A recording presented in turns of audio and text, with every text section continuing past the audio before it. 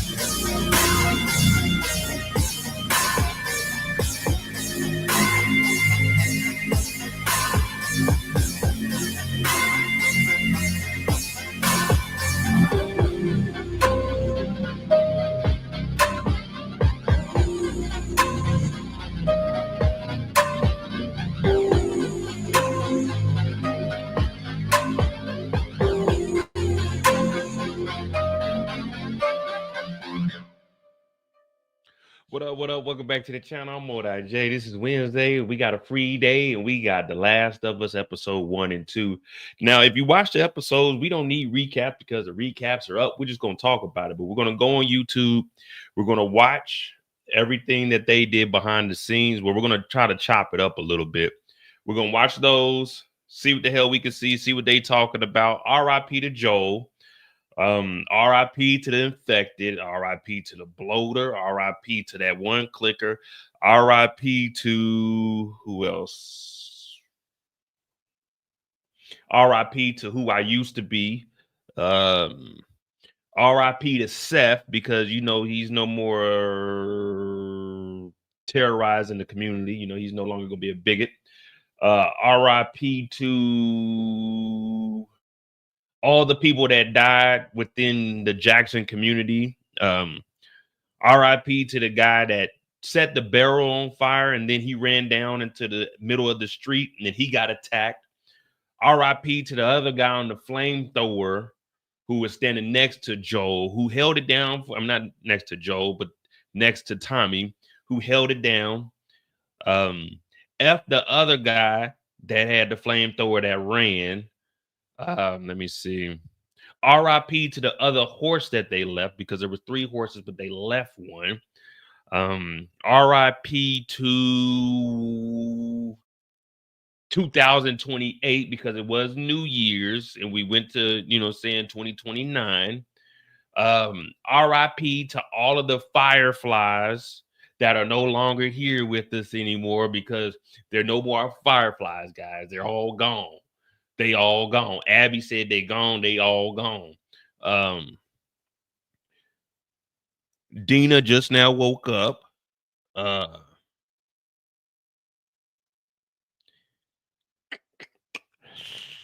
RIP to Jesse and Dina's relationship, because old girl came in here. Y'all know who I'm talking about. We ain't gonna say her name right now because that was Jesse's girl, but her main character. She was kissing Dina while she was drunk in the church. So I kind of see where Seth was coming from, but that's neither here nor there. We're not here to judge anybody. Hit that like button, hit that subscribe button. We're going to go over this. We're just going to look at a little bit of behind the scenes, see what they thought about the episodes, and then we'll jump into actually what happened in the episodes. I might actually do a comparison because there's a comparison video of the actual episodes with the game. So we might watch that also. We'll see. But we'll start with the making of the episode 1. And then from there, we'll see where it takes us. We'll see where it takes us. What up, Kendall? What up, Torian? Shanda, what's going on? T. Clark. I'm gonna say this: episode 1 and 2, they're good, but they ain't like season 1. They ain't like season 1. Season 1, whew, we were batting 100. There wasn't one episode. Not saying that any of these episodes are bad. I'm just saying, like, episode 2 was better than episode 1. R.I.P. to Joel. I wish they would have let Joel last at least to like episode 3 or 4, but maybe we get some flashbacks. Maybe they take things a little bit differently. And remember, this season is only 7 episodes, and then season 3 would be the rest of it, and that'll finish up the whole game. Last of Us Part 2. You teared up. Come on now. You ain't tearing up off of this stuff. Come on, man. We better than that. We done seen worse than this. We done seen worse than this, man. This is not a crying situation. The moment you cry is the moment you don't go back home to your family. So dry them tears away. Get rid of those tears. This is not the place for it. Not here, not now, not ever. I thought I had episode 1 loaded up. Hold on. Been in the world. That's behind the scenes.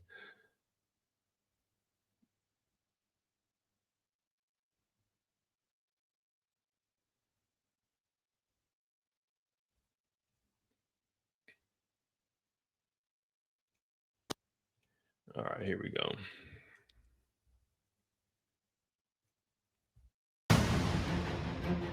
Speed this thing up a little bit. Kick off your shoes, relax your feet, and party on down to the SK beat. All right. Here we go. Let's see what the hell's going on here. So this is the making of episode 1, and then they got to into episode 2 that we'll go into after this. I'm going to be pausing it, and it is sped up a little bit. It's 9 minutes.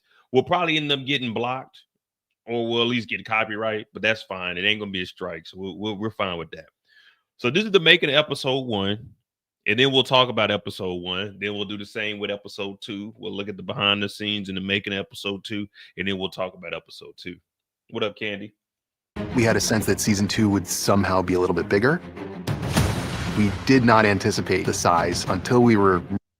I thought this was dope here. Now, I'm going to say this. I was trying to do like a comparison because, you know, this come out on Sunday, and then we had Sinners on Saturday. So I was looking at vampires versus infected. I'm going to say I'd rather fight vampires. I'd rather go against vampires because the vampires can't enter in through the threshold unless you invite them in. These motherfuckers right here, these infected, these Negroes don't give a shit.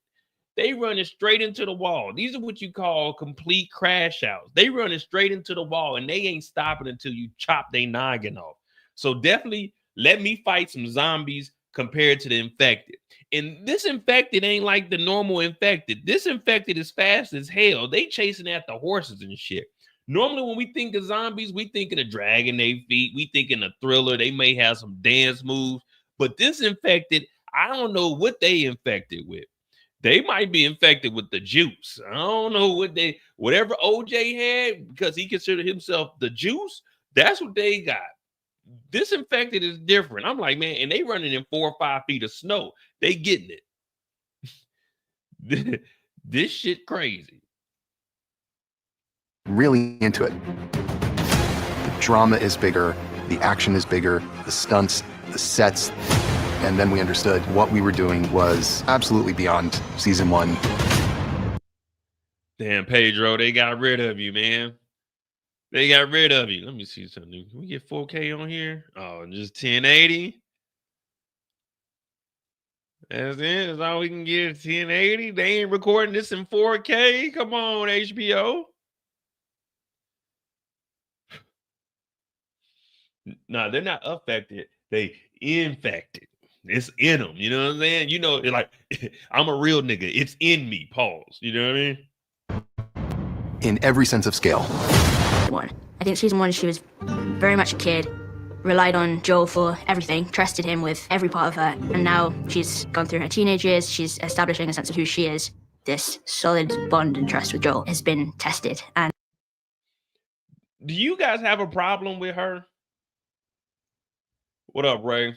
Do you guys have a problem with her? I know everybody's talking about the casting. She don't look nothing like Ellie. I'm like, man, who cares? She did a good job to me. I don't give a damn what she looked like.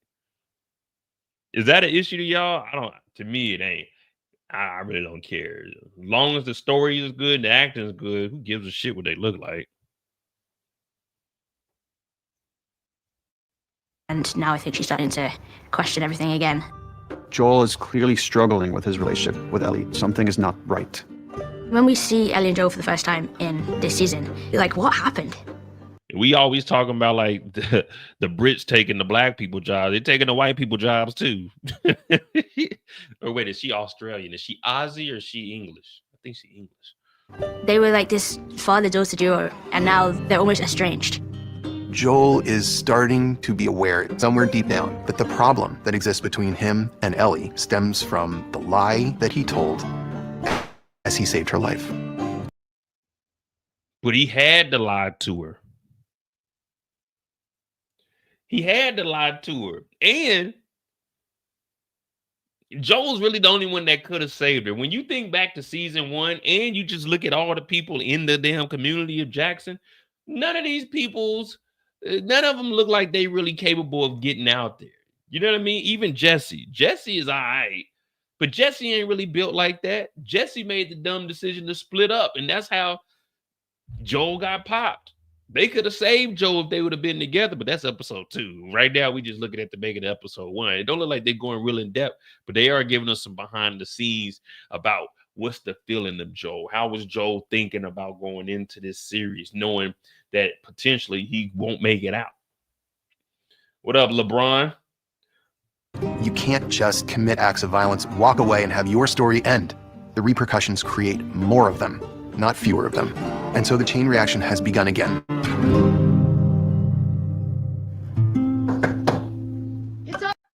And we got Joel in therapy. And we found out that Gail's husband was Eugene.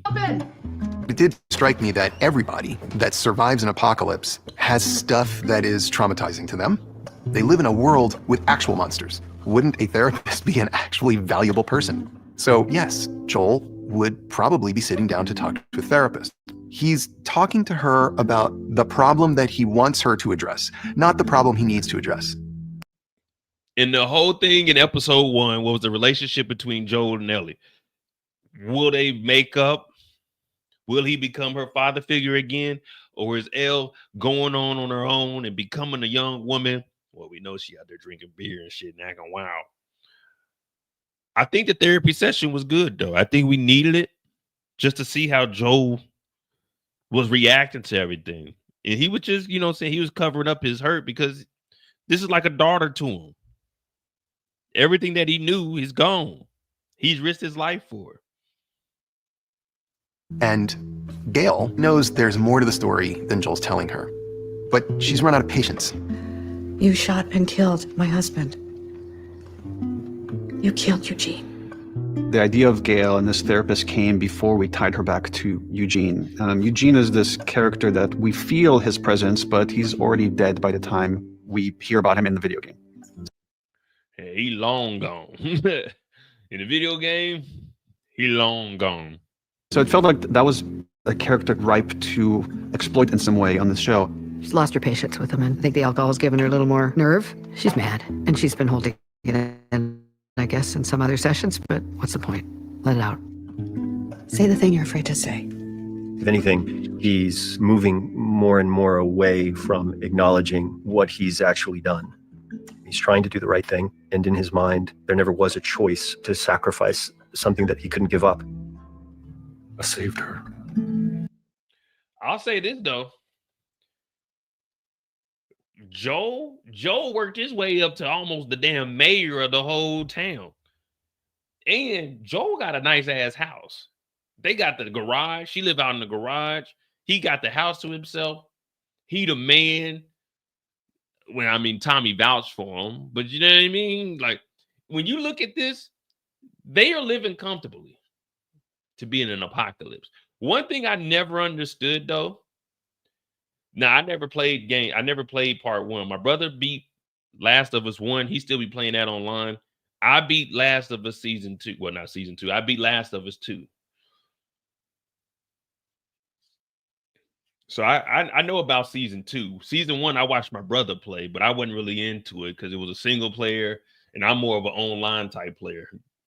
But what I never understood, and when I went to see Sinners, what up, Eric? When I went to see Sinners, they got 28 years later. Like, this is just one of my gripes about all these apocalyptic type movies and shows. Did only the dummies survive? Did only like the stupid people survive? The regular workers, like police officers and like cashiers, didn't no engineers survive? No one that knows how to turn on electricity. You know what I mean? Like, why aren't we in these towns and turning the electricity on for the whole city? It won't be hard to power it. You know what I mean? Like, 28 years later, this is 5 years later, and they're still out here with candles and shit. Turn the fucking power on. Somebody's got to know how to do it. And if not, y'all have 5 years to teach yourself how to get the electricity to work. Yeah, they got a little bit of electricity. They got the license shit on, but they got like a little soup kitchen. We should have shit we should be good. 5 years later, you don't know how to do that. Shit, I'd have a washing machine in my house. I'd have a toaster. The stove would be working. Yeah, I'm not living in poverty.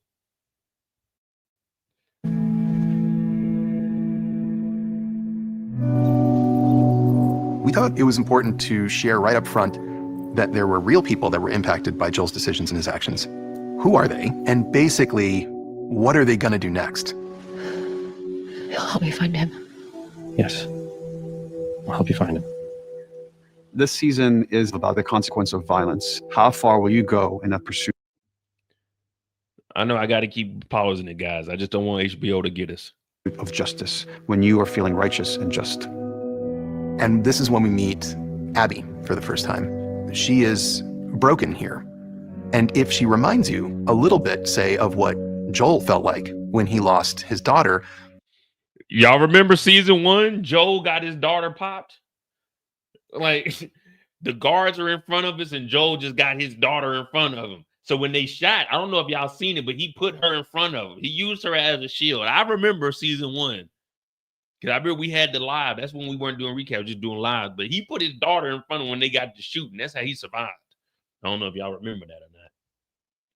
The main power source is probably overran by clicker.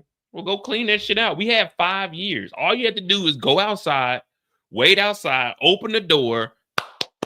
Hey, hey, and they'll come out, bow, shoot them all, and then we good to go. Like, it's really that simple. It's really that simple.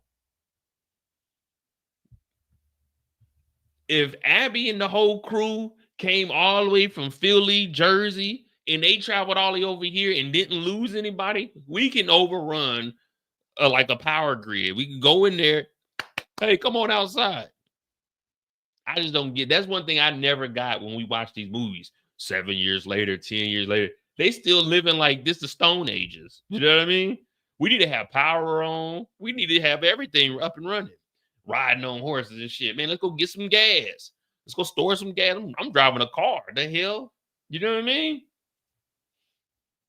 Well, that's not unintentional.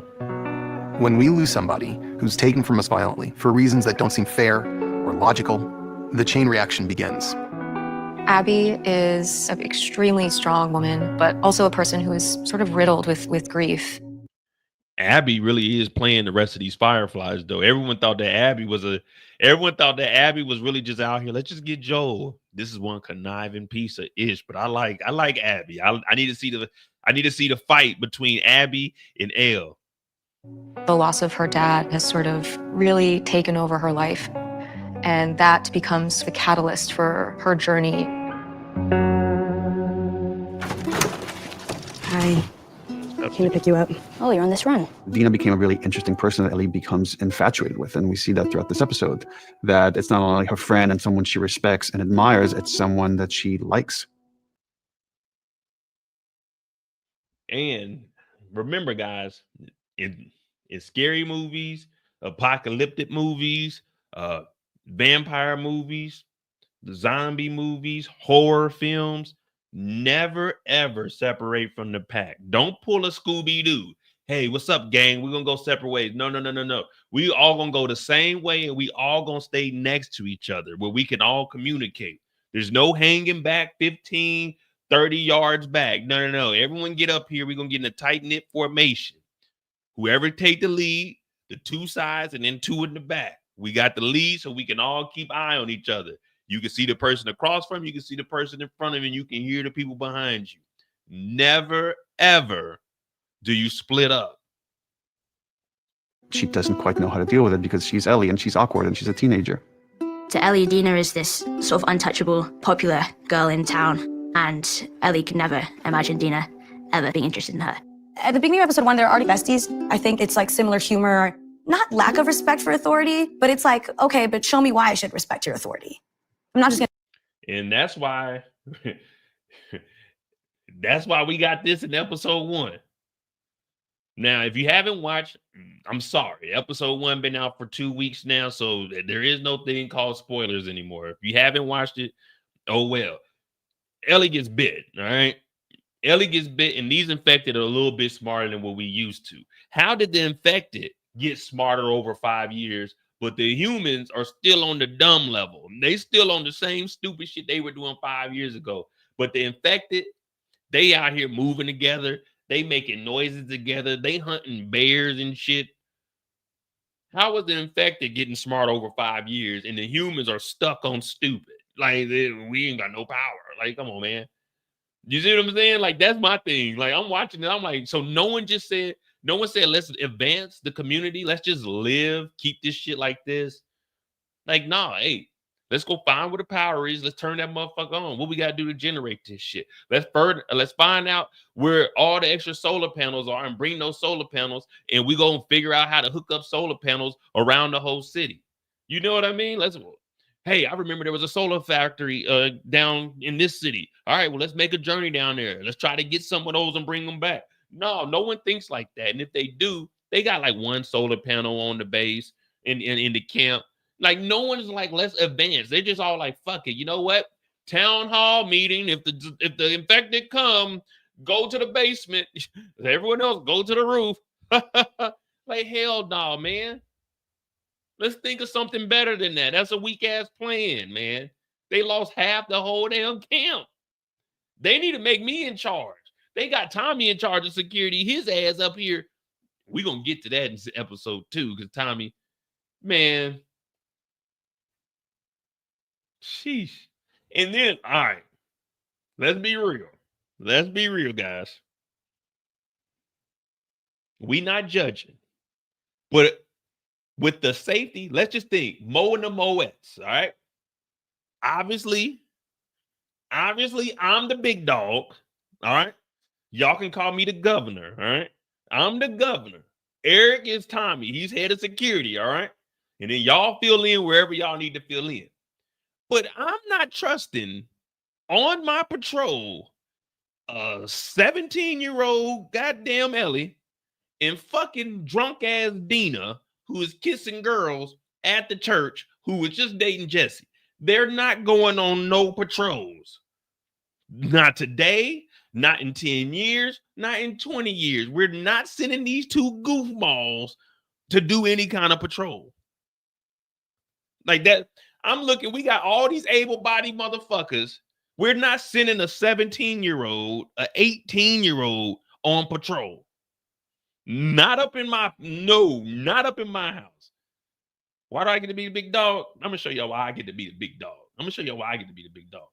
Because look at it. It's only me on the screen. I control who comes in and out the town.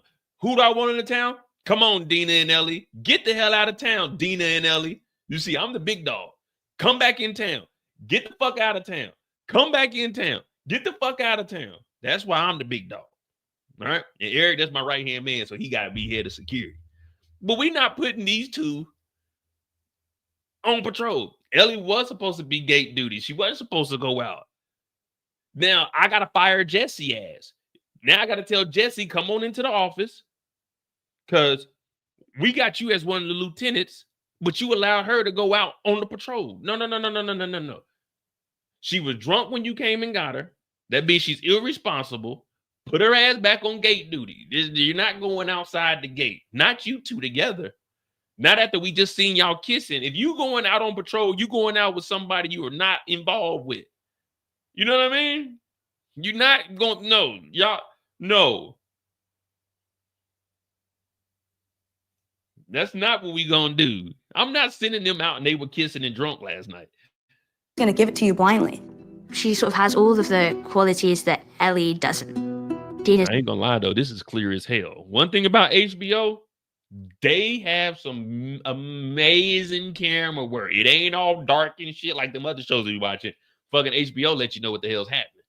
very logical and very type A. See this? This is shit I'm talking about. This is why they wouldn't be allowed to go out here on their own. Braun and Dina's the brains. I think they sort of go together really well in that sense. This makes them such a great duo. They really balance each other out. The infected are obviously a big part of the show. What we wanted was to show a kind of evolution, not just in how our characters dealt with the infected, but the infected themselves. Now, I did like this scene, though, when she was fighting the one in the hallway. That was dope. This one was cool, too. How do we escalate? How do we show that this cordyceps outbreak is not static? It's evolving over time. And what is horrific for Ellie is that she sees they are smart. They are strategizing. It's a different kind of infected. They don't just run in a straight line to you. They run away. They stay. I thought this was dope how they did this, though. I thought this was very dope. This one right here.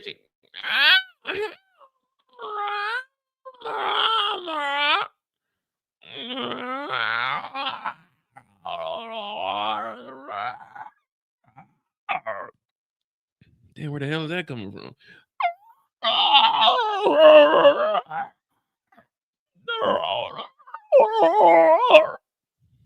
Silent. They hide. And that makes them much more dangerous.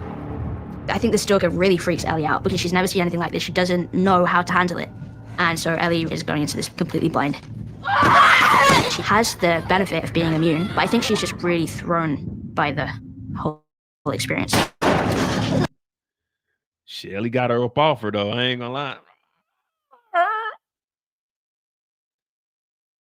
Yeah, remember, when they were outside, there were 6 of them outside on the bear, but none of them, well, I don't know if the other 2 that were upstairs that they initially killed, I don't know if those 2 were out on the bear, but this one was definitely out on the bear. She got all the blood on her face still. She was the leader of all of them.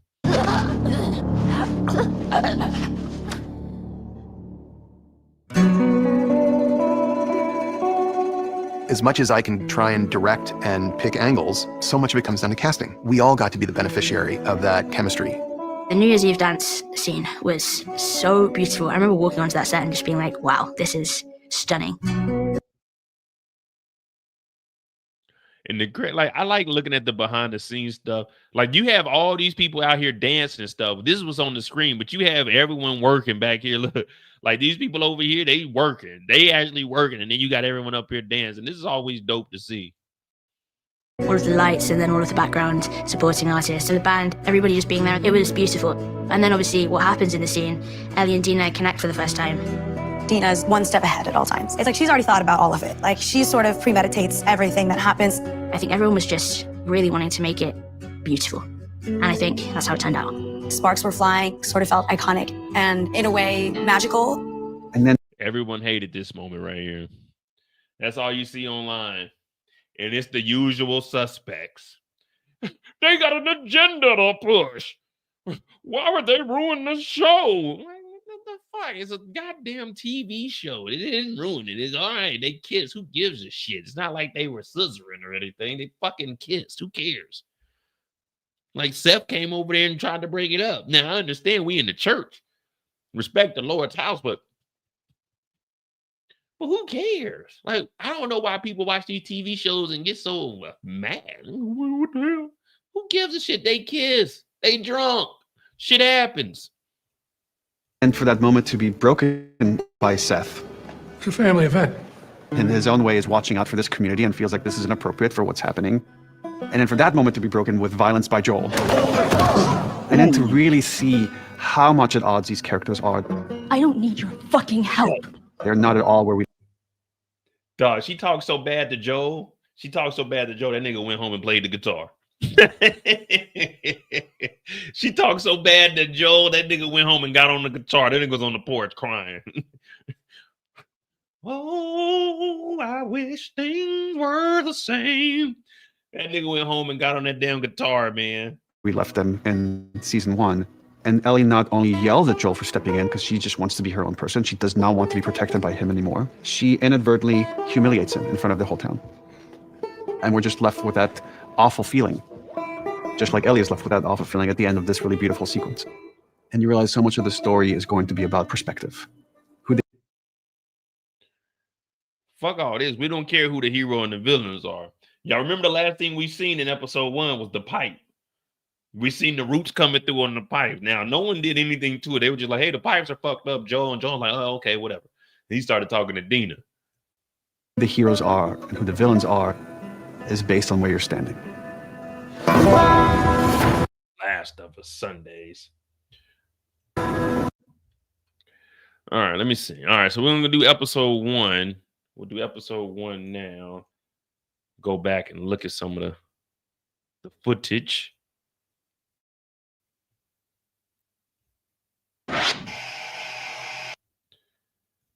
Bear with me. Let me see if we can get some 1080p in here. Speed this thing up a little bit.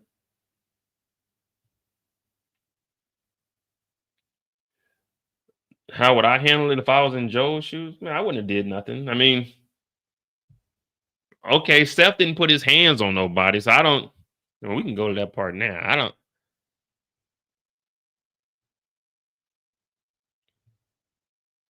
Yeah, I wouldn't. I wouldn't have done anything. Like Seth would have just been talking. Everybody knows Seth is a cook. Seth don't get no gun. Seth don't get no rifle. Seth don't get nothing but a spatula and a fucking pan. Pots and pan duty, nigga. I wouldn't have done anything. Like, all right, they kiss. Who cares? As long as Seth ain't putting his hands on nobody, I'm not.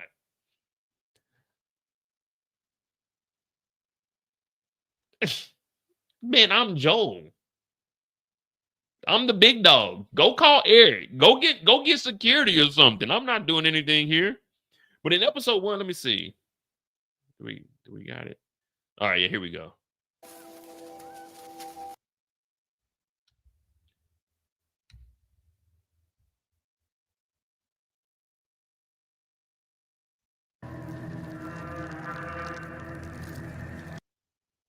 This is goddamn invading the town and an invasive species. That's what this is. This is when they say Mother Nature just has a connection with humans. Now, everyone thought this was just roots, but this is more than roots. It's the root of all evil. You know what I mean? It's the spinal cord to the big boss. You know what I mean? This right here is how they know exactly where to go. You know what I mean? This is communicating with all of them. I don't know how it does it, telekinesis or some shit. But this right here is how it's communicating with all of them. And they smell flesh. Good flesh. Some of it is roots. It's just this is going through with the roots. But I don't know. I don't know how all those roots got in there. That means the pressure had to be super low.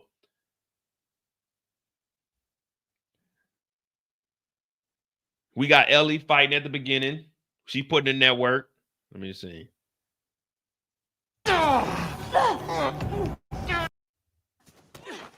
5 years later.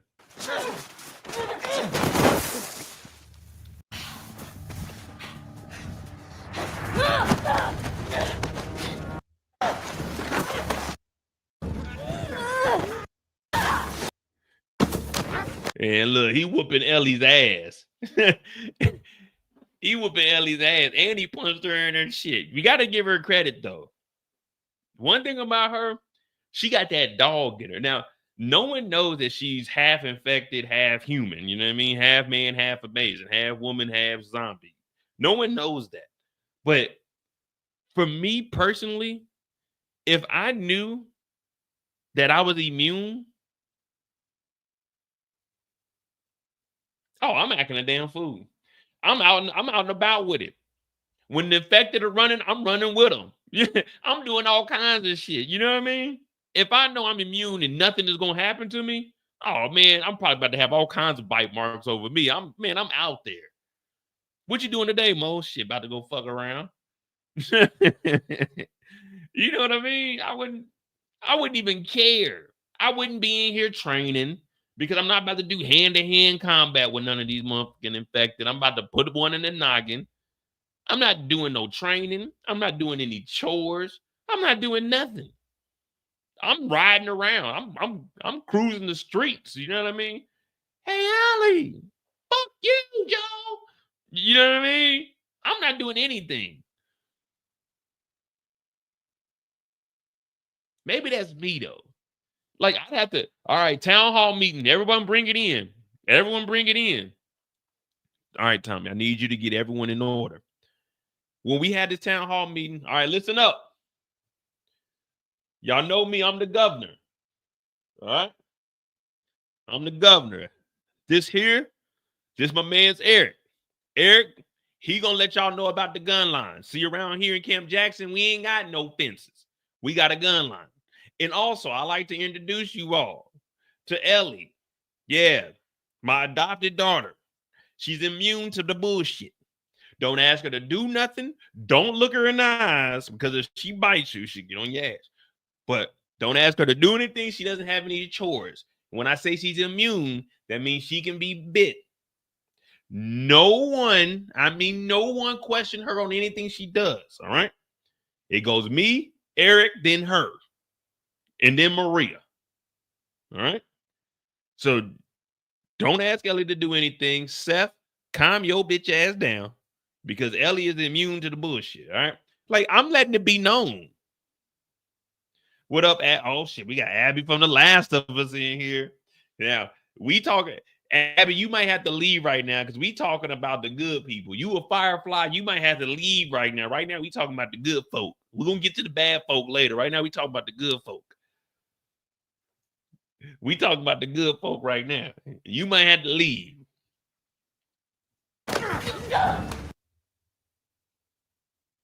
Friend, reckon she would have told you. Now, somebody in Jackson would have turned on Ellie with everyone knowing that information. That is true. Because that's why I was telling everybody you got to chill. But at the end of the day, you know, it's gonna start getting like a conspiracy. People gonna say, man, any day she could potentially turn, man. We got to watch her. Well, if she's immune, then she can't have no weapons. Because I know that's what I would say. If I was a resident, well, if she's immune, she can't have any weapons. No knives, no guns, no spears, no bows, no hammers, no nothing. All she can do is have a cup of water. That's it. If she need food cut up, someone else will cut her food up.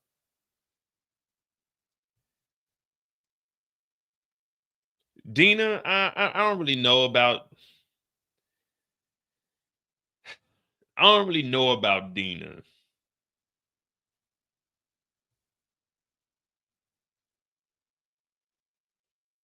Is her character necessary? Yeah, because it's gonna show the relationship with Ellie. But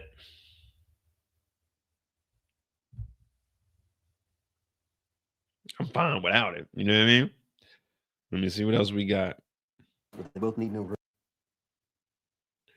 Now, Joel's talking about the protection of everybody.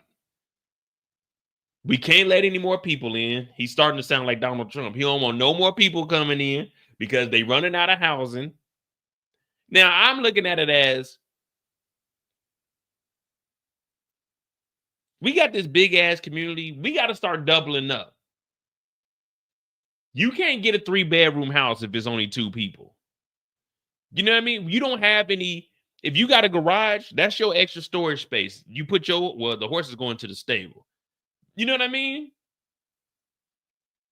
Joe, you're not getting a 3-bedroom, 2-story house. There's going to be multiple families living in there with you.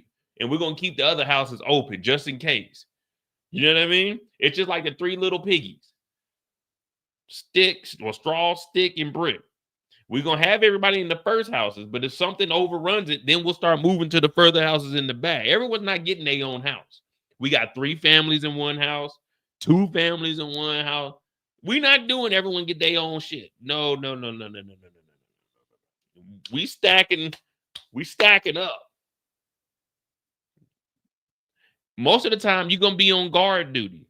What are you doing today? Oh, man, they got me on goddamn guard duty. What they got you on? Patrol. What they got you on? I'm cooking today. You see what I'm saying? What they got you on? Man, they put me on plumbing. Man, I got to go dig up. Man, I was outside digging up in the snow, man. I ain't going to lie to you. It was all these roots. I was like, damn, this water we drinking is terrible. Not knowing that cordyceps, they roots are over here. But you know what I mean? You just on random shit throughout the day. You know what I mean? I'm never on patrol. I'm never volunteering for patrol. Put what job you would want if you lived here in Jackson. What job would you want? Patrol, kitchen duty, gardening,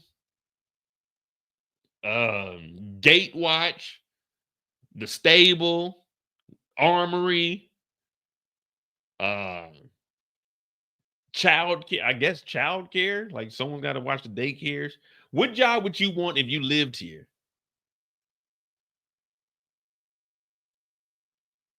I don't even know what Maria does. I don't even know what she does. Joel is the governor, and she's just in here like an assistant because Tommy's head of security. Perimeter sniper. Now, Joel doesn't die until episode 2. We're gonna watch the inside of episode 2 after this. We're just going over episode 1 and talking about it because I haven't done a live on this. So we're just jumping around, getting the feel of where everyone can work. Because I'm the governor. Eric is security. We need to find us an Ellie, though.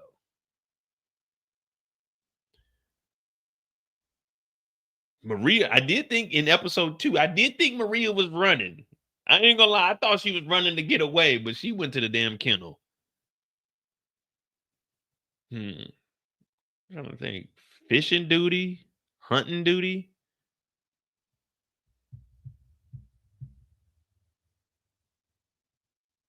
Yeah, I don't know, man.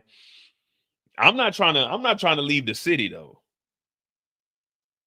That's one thing I'm not trying to do, especially at this age. Now I'll go up there and be in the watchtower with the binoculars, but I'm really not trying to. I'm definitely not being flamethrower. I'm not taking that job. Hell no. With the manpower that we have, I don't see any of this getting done until summer. They ain't getting done till summer.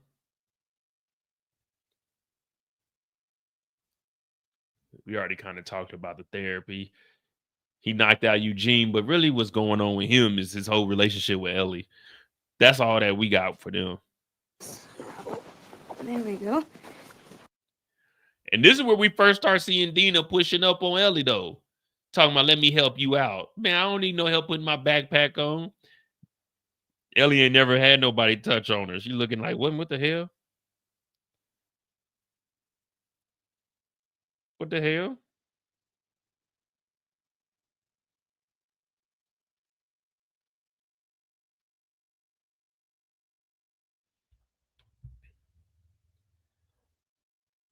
Oh, come on, Kendall. Nah, I didn't even mention radio. We got somebody on the radio. You trying to get too easy of a job. Kendall, garden duty.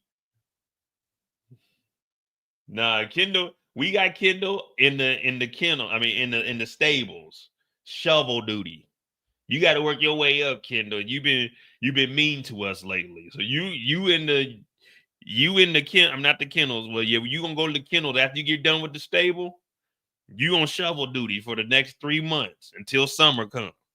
So you gonna do what you gotta do with that shovel and make sure you take it out the back side of the gate, dig a hole and bury it all out there. Now we ain't got enough people to help do security, so just be quick when you go out that back gate. We can open the gate up for you, but make sure you go at least 30 yards into the bush. You know what I mean? And you go dump whatever you got. That's what you got. You kennel duty, shovel duty.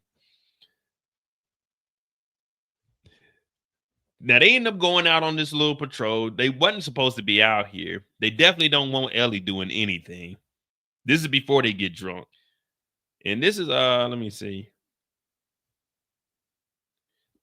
Who put Dina in charge of anything? That's my thing. Where's Eric at? He authorized this. The attention to detail. What up, Tamika? Tamika? All right. I'm Joel. Eric is Tommy. Tamika is Maria. Yeah, we got Tamika. Tamika know her way around New York City. So we need someone that knows the town. We need someone that knows the lay of the land. Torian, you got to be Seth. All right? You got to be Seth. All right. There we go. We're filling in. We got Abby already. Then my boy Ray is the perimeter sniper. So we got us a sniper. All right, good. We filling in just fine. We filling in just fine.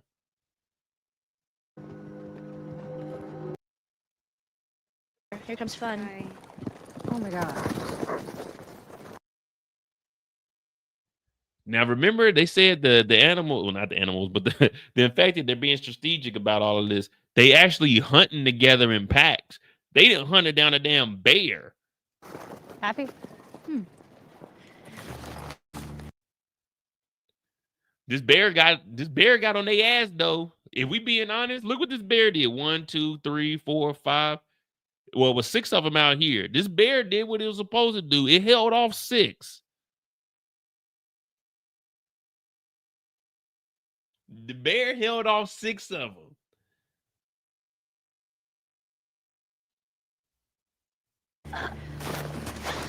Hey, can we go back now, please? Yeah, we will. Like, why is this dude right here?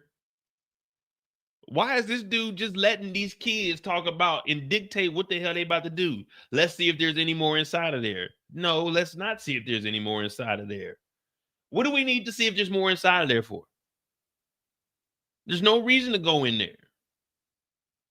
Look, it's an older gentleman right here too.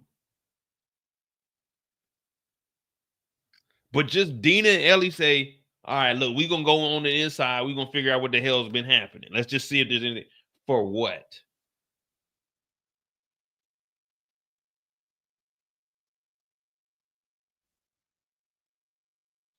For what? What we need to be trying to do is building a safe pathway over to this location. What we need to do when the spring comes, we'll come back out here. We'll have a crew of us. We'll hook the horses up to this truck and we'll move the truck out the way. And like we said with the Powers facility, we'll make some noise and see if some zombies come up out of there. And then we'll clear it out. You see what I'm saying? We've been doing this for 5 years, guys. We know better than going to enter into a building when it's just 2 of us with pocket knives and some pistols. That ain't what we do, man.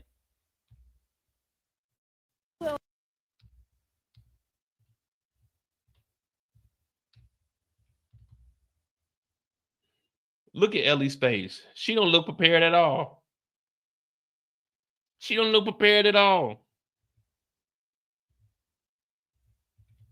They hear 2 of them in there. Hey, guys.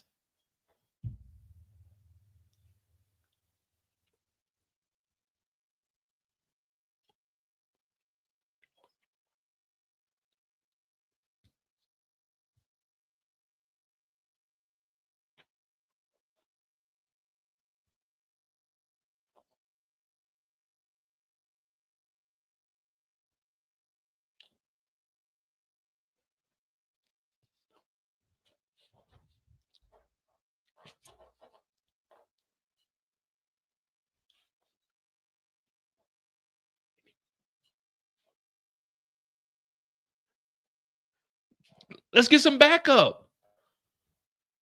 Let's get some backup. We hear that it's 2 of them in there.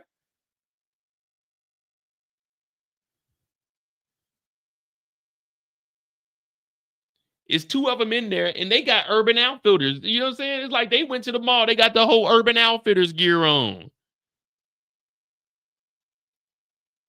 Jeans brand new. Jackets real new. Got the matching Scully with the Jan Sport backpack. Uh-oh. Ray said we got movement on the north side of the small group posted at the mansion on the hill. Damn, hey, Ray's a good ass sniper. How Ray see that shit? We ain't even in episode 2 yet. How the hell did Ray see that there's motherfuckers in the goddamn lodge up on the hill? Ray's a fucking good ass sniper, man. We need to get you a raise, a promotion, man. You know what? You get to eat first tonight. You get to eat first tonight. Where's Candy at? Candy, get your ass in the kitchen. Candy in the kitchen. That's where Candy at.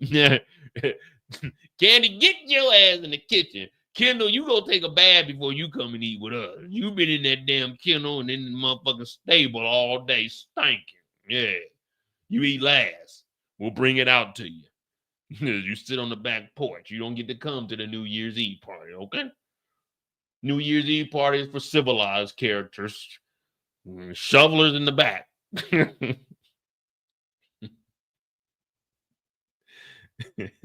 Shovelers in the back. All right, but they do go up in here. I will say, though. So we got 7. Because there's 6 outside, 7, 8, 9. So it was 10 total. The 6 that got popped outside by the bear. The first one that is seen on the ground. The one Abby's going to get, not Abby, Dina's going to get, and then we see Ellie get hers. I will say that this is dope, though. I like how they did this. Let me try to get to it. See, look, they playing around. Look at this shit. They ain't serious at all.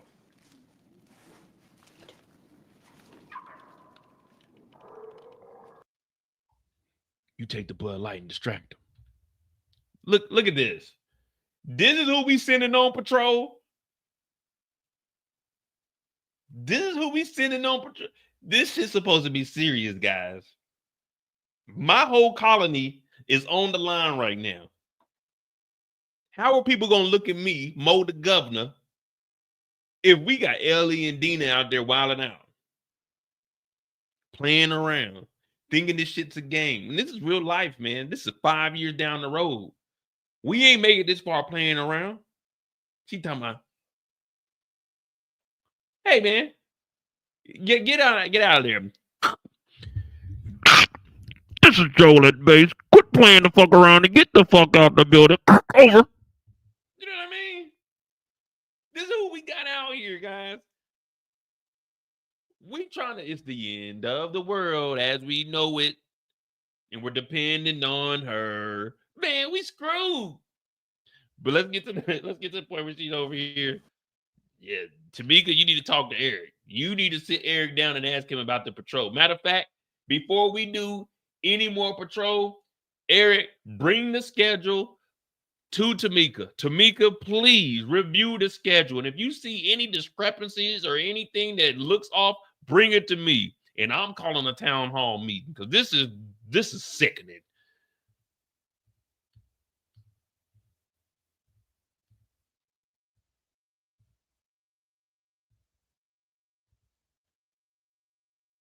All right, here we go. We got some action.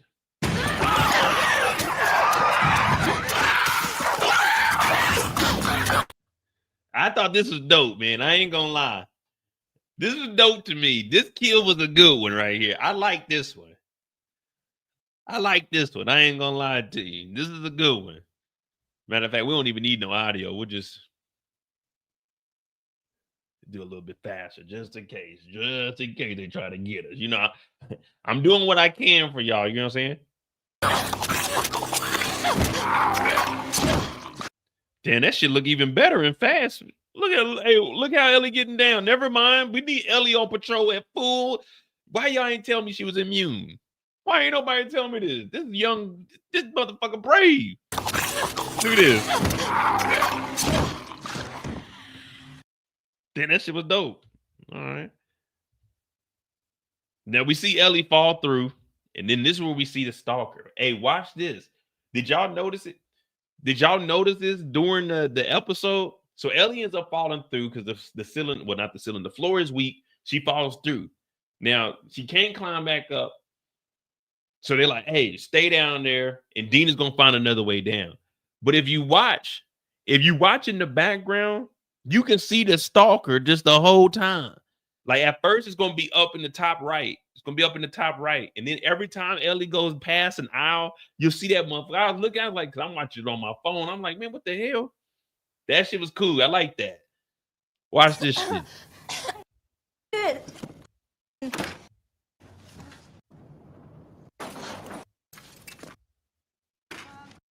Let's figure out how to get you out. Okay, it's too far for me to drive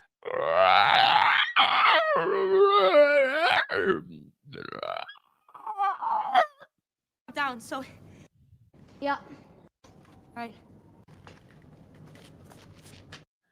Watch, I'm trying to find it.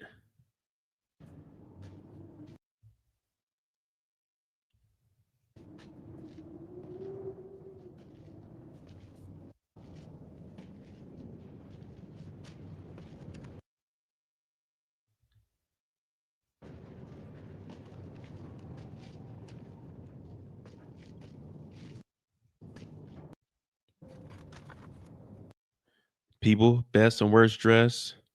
Aaron and Chad. Bad hair, hot dresses, bloopers and more. You see it? You see it? Look right here. You see that motherfucker? This is the first time I was like, damn.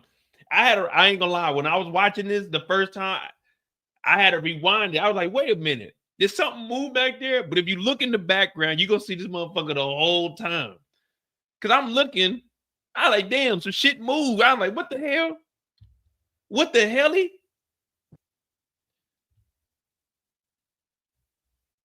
I'm trying to get that real quick. Let me see. Look right here.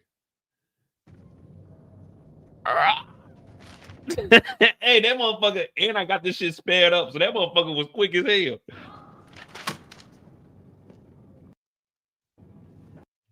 They did a good job showing this. Hold on, because it's multiple times that you're gonna see it.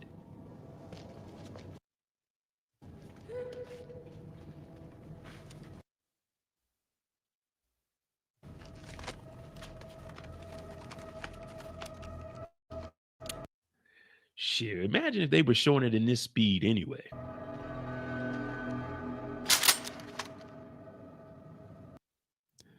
So it's gonna be up on this back damn wall over here.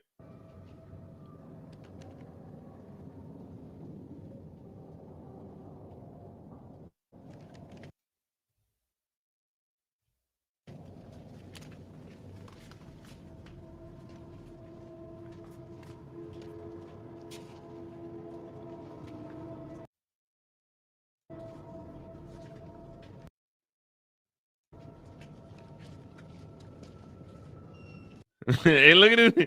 Look at this motherfucker right here, man. Dog. Look at this motherfucker on the floor.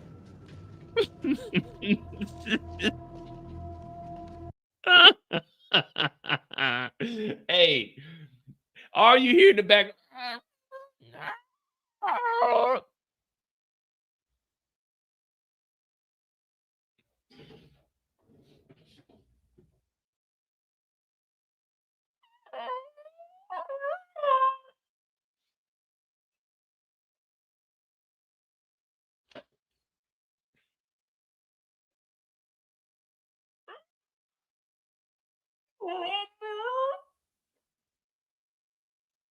Dina, is that you? Hello? Is someone out there? Hello? Is someone else in here? I got a gun and a knife. Hello?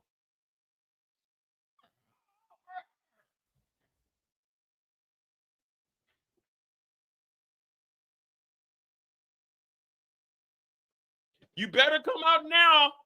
I got immaculate aim. Dina, can you hear me?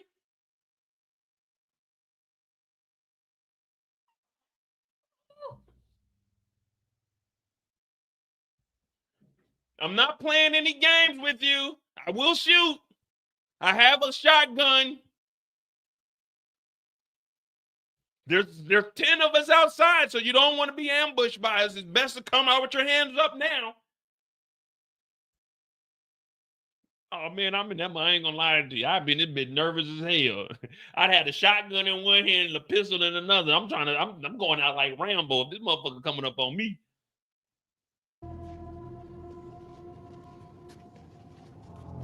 Look at this. Look at this shit, man.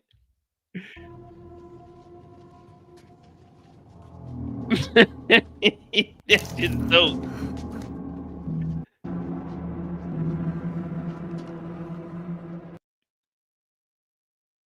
Look, you know Ellie's scared. Even though Ellie's immune, you still ain't trying to get bit.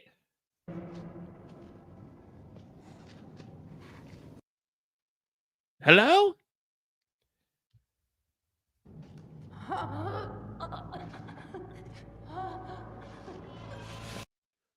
She basically pulled a Rush Hour. Push the goddamn button. Push the goddamn button. She said, rush me. Rush me. Ellie was not prepared. Run at me, fucker.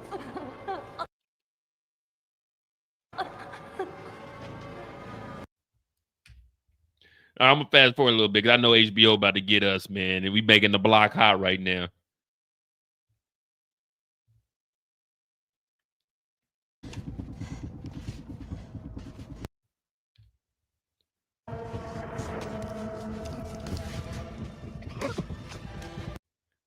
Hey, do you know how fast this motherfucker is, though?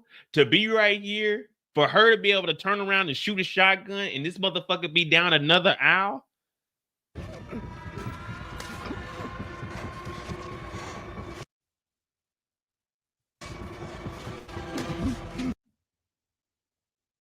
This is like the Queen Conqueror right here. Look at the detail, man. That bear got on her ass, though. That bear was clawing up her face and took off her nose. Then that bear was putting in work. That bear was putting in work. That bear killed 6 of them outside, tore off her nose. Now, this motherfucker's sneaky, but it tore off her nose.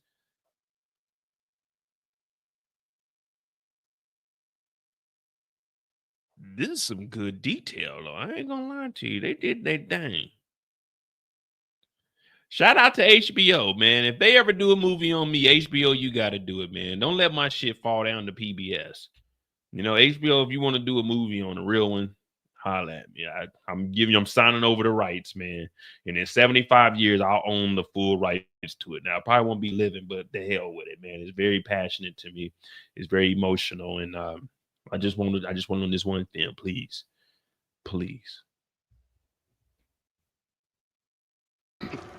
Like, watch how fast this is.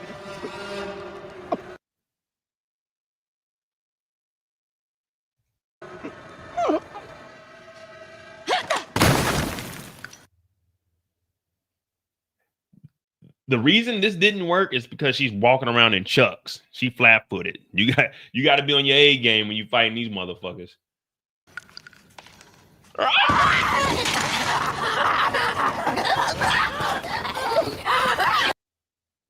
right. That's all we'll see there. And then she ends up getting bit. So we know she gets bit. And then that takes us to the end of the episode. Ray told us he got a visual on Dina and Jesse flirt. Dina finally gets here. Just like any other video game, whenever you're getting your ass whooped, the computer never shows up. The computer waits for you to do all the work, and then the computer shows up. I got here as soon as I could.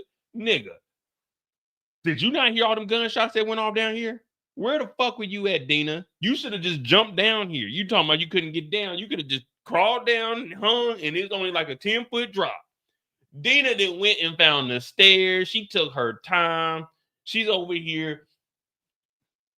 Okay, this is nice. Here, what is this? Dina turned on her flashlight. She just casually strolling. Shotguns are going off. Is everything all right? Man, shoot this motherfucker in the head one more time, Dina. Make sure this bitch dead. Dina getting over there. She ain't broke a sweat. You over here sweating like a motherfucker.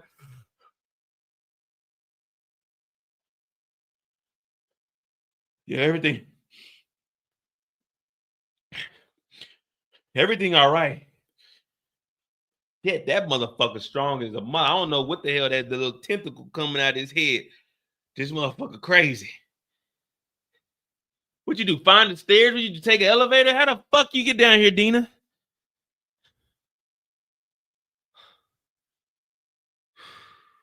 Shit. I ain't gonna lie, I was scared as a motherfucker, man. God damn. Oh shit. No, I'm not bad. No, I'm not bad. This is my ribs. I think motherfucker. I don't know. God damn, fucking Dina, you bitch.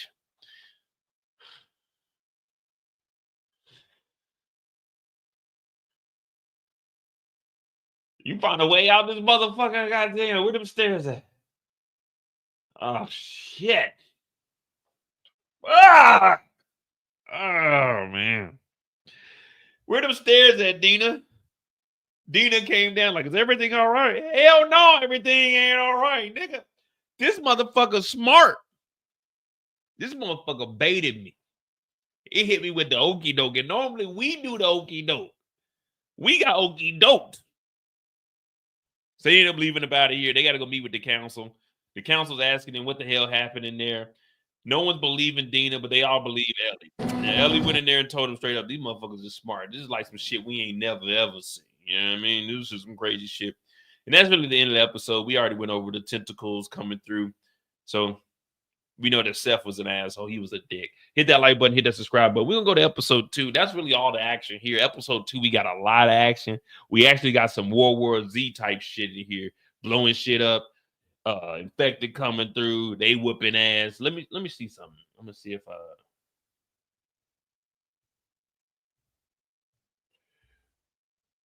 let me see. Do we have... So this is inside episode 2. I wish we could just play like the what's the name all the way through without having to stop it.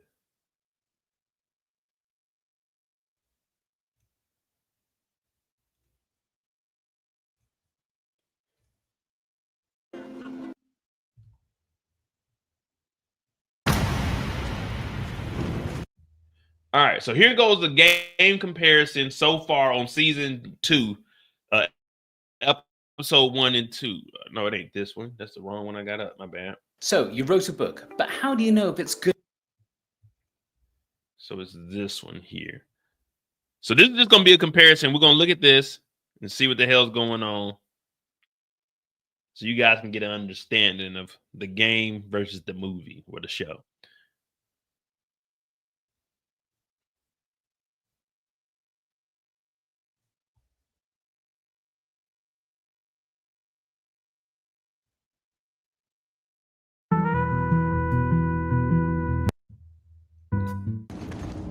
You want nothing.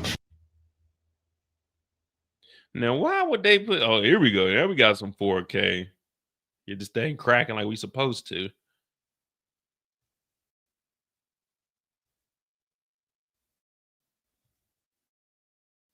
You have no idea.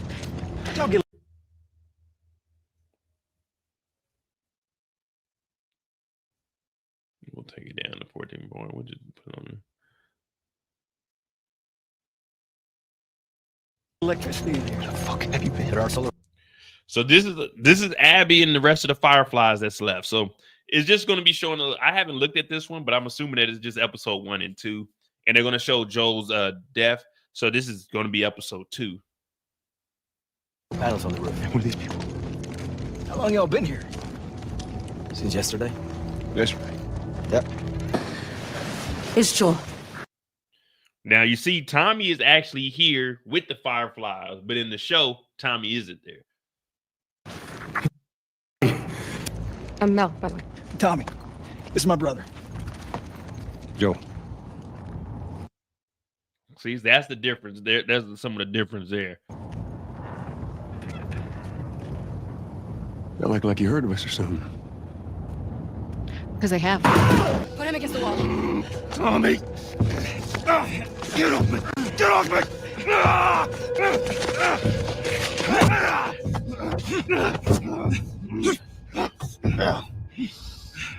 Madre.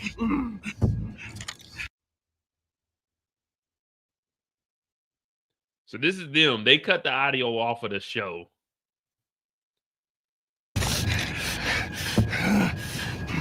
Joel Miller.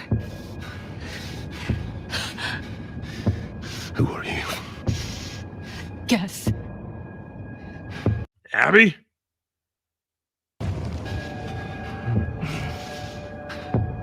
Why don't you say whatever speech you got rehearsed? Get this over with.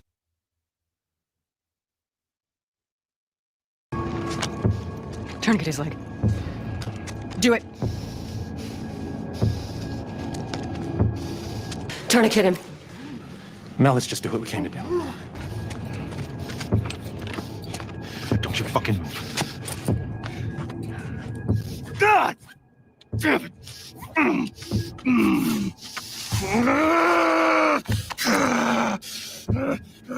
Clear out.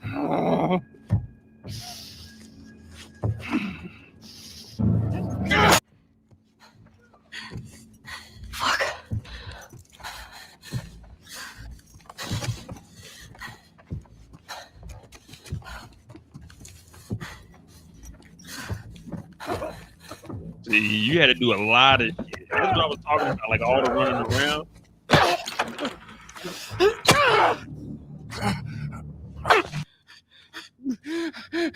Joel, get up. Joel, fucking get up. What I want, right? End it. Now. Joel, get up. Joel, fucking get up.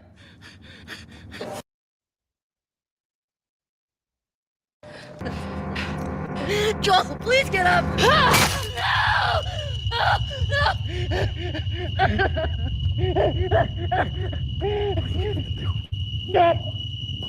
Burning heaven, Dale. Fucking kill you.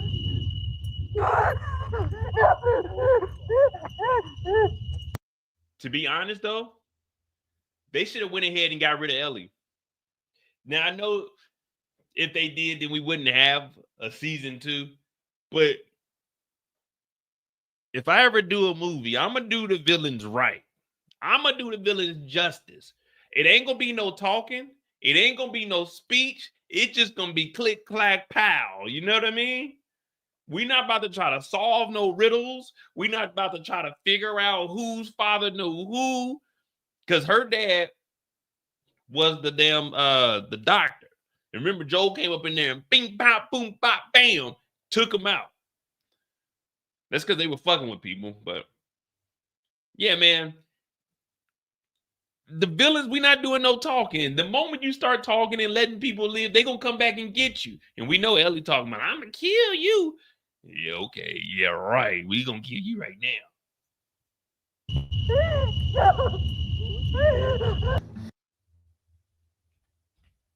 I'm gonna kill you! I'm gonna kill you!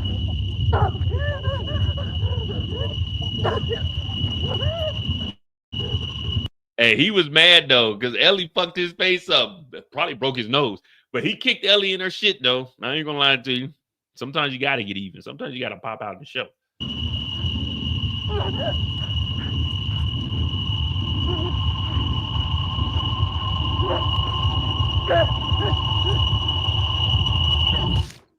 You're all gonna fucking die! Joel, get up. Joel, fucking get up. Please stop. Please don't shoot. Joel, please get up.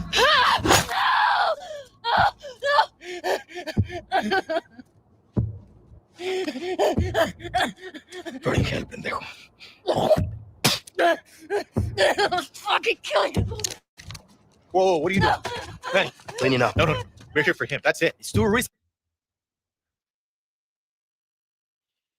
There you go. So that's the comparison there. So the game, it isn't nothing like that because Tommy was there, and also, oh boy, he wasn't with it. They went to get Joe, but once they got Joe, he wasn't with everything that Abby was doing. You see what I'm saying? So then once they get up and dip out, obviously, Ellie got to try to find her way up out of here. You can get up out of there. The infected aren't running like they were on here either. All right, so we'll do the behind the scenes. Well, I think it is the behind the scenes. It was the making of episode 2. So we'll do that, and then we'll go into the actual episode and see what the hell is cracking.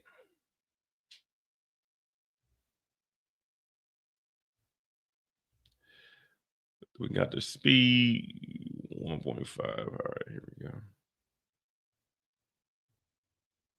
The one-on-one fight was cool, but I give them the one-on-one fight was cool, but I give them I only give the fighting scene a 7.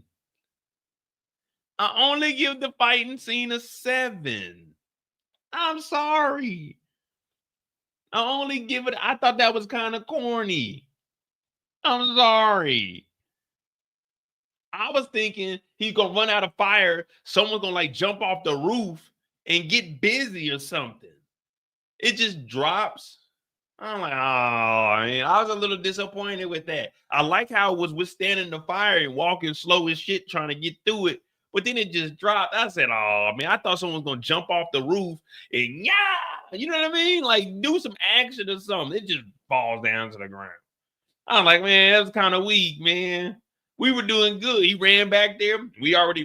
I'm looking at Tommy. You supposed to know the whole area. You in charge of security. Why are you running down a one-way, a dead-end alley? You know what I mean? I'm looking at like, Tommy, you froze up under pressure. You top dog. You top security. I'm big dog. You top dog security. You ran into a damn alley with no way out. It's a dead end. I was like, oh, come on, man. This ain't the Tommy I know. And see, Tommy ain't gonna tell anybody about this. He gonna make it seem like he was over there getting busy with the bloater. Everybody ran. I was fighting the bloater, hand-to-hand combat. No, man.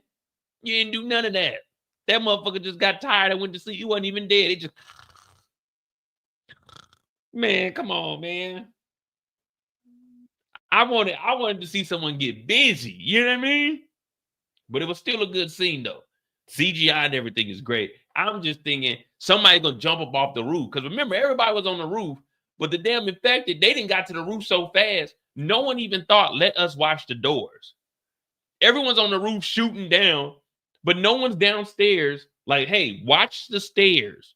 So they can't run up the stairs. Everyone's just on the roof. Like, they didn't plan that out. If everyone's in the basement and we on the roof, wouldn't it make sense for people to watch the stairs to the roof? Is that not common sense? Did we not have 5 years to prepare for this? Is that not like lock the door or something? Don't just go to the roof and leave the door wide the hell open. Like close it, put, you know what I'm saying? Put a latch or something over it, put a wooden block, you know what I'm saying? 2x4 so they can't come through the door. They just had the door wide open, just shooting. The fucking infected coming through, biting them. Niggas is falling off the roof. Oh, shit, we fucked up. I'm like, oh, man, these niggas was not prepared at all. We had this big-ass town hall meeting at the beginning of the episode. If you hear the bell, go downstairs. We thinking, all right, life is sweet. Stay downstairs until we come and get you. All the other able bodies go upstairs, and we're going to get the fight. Man, they didn't have no kind of real plan. That's it. I'm planning everything else right now, right? Big dog, Governor Mo. I'm planning everything else right now. I gave Eric the leeway to do what he needed to do, but the scheduling is all wrong. We got the wrong people on patrol. We ain't got no real plan inside of Jackson. I'm in charge of everything now, and I'm coming up with the dinner schedule, all right? Coming up with the dinner schedule. No more squash for dinner, all right? No more squash for dinner. That's going to be my first order of business. And secondly,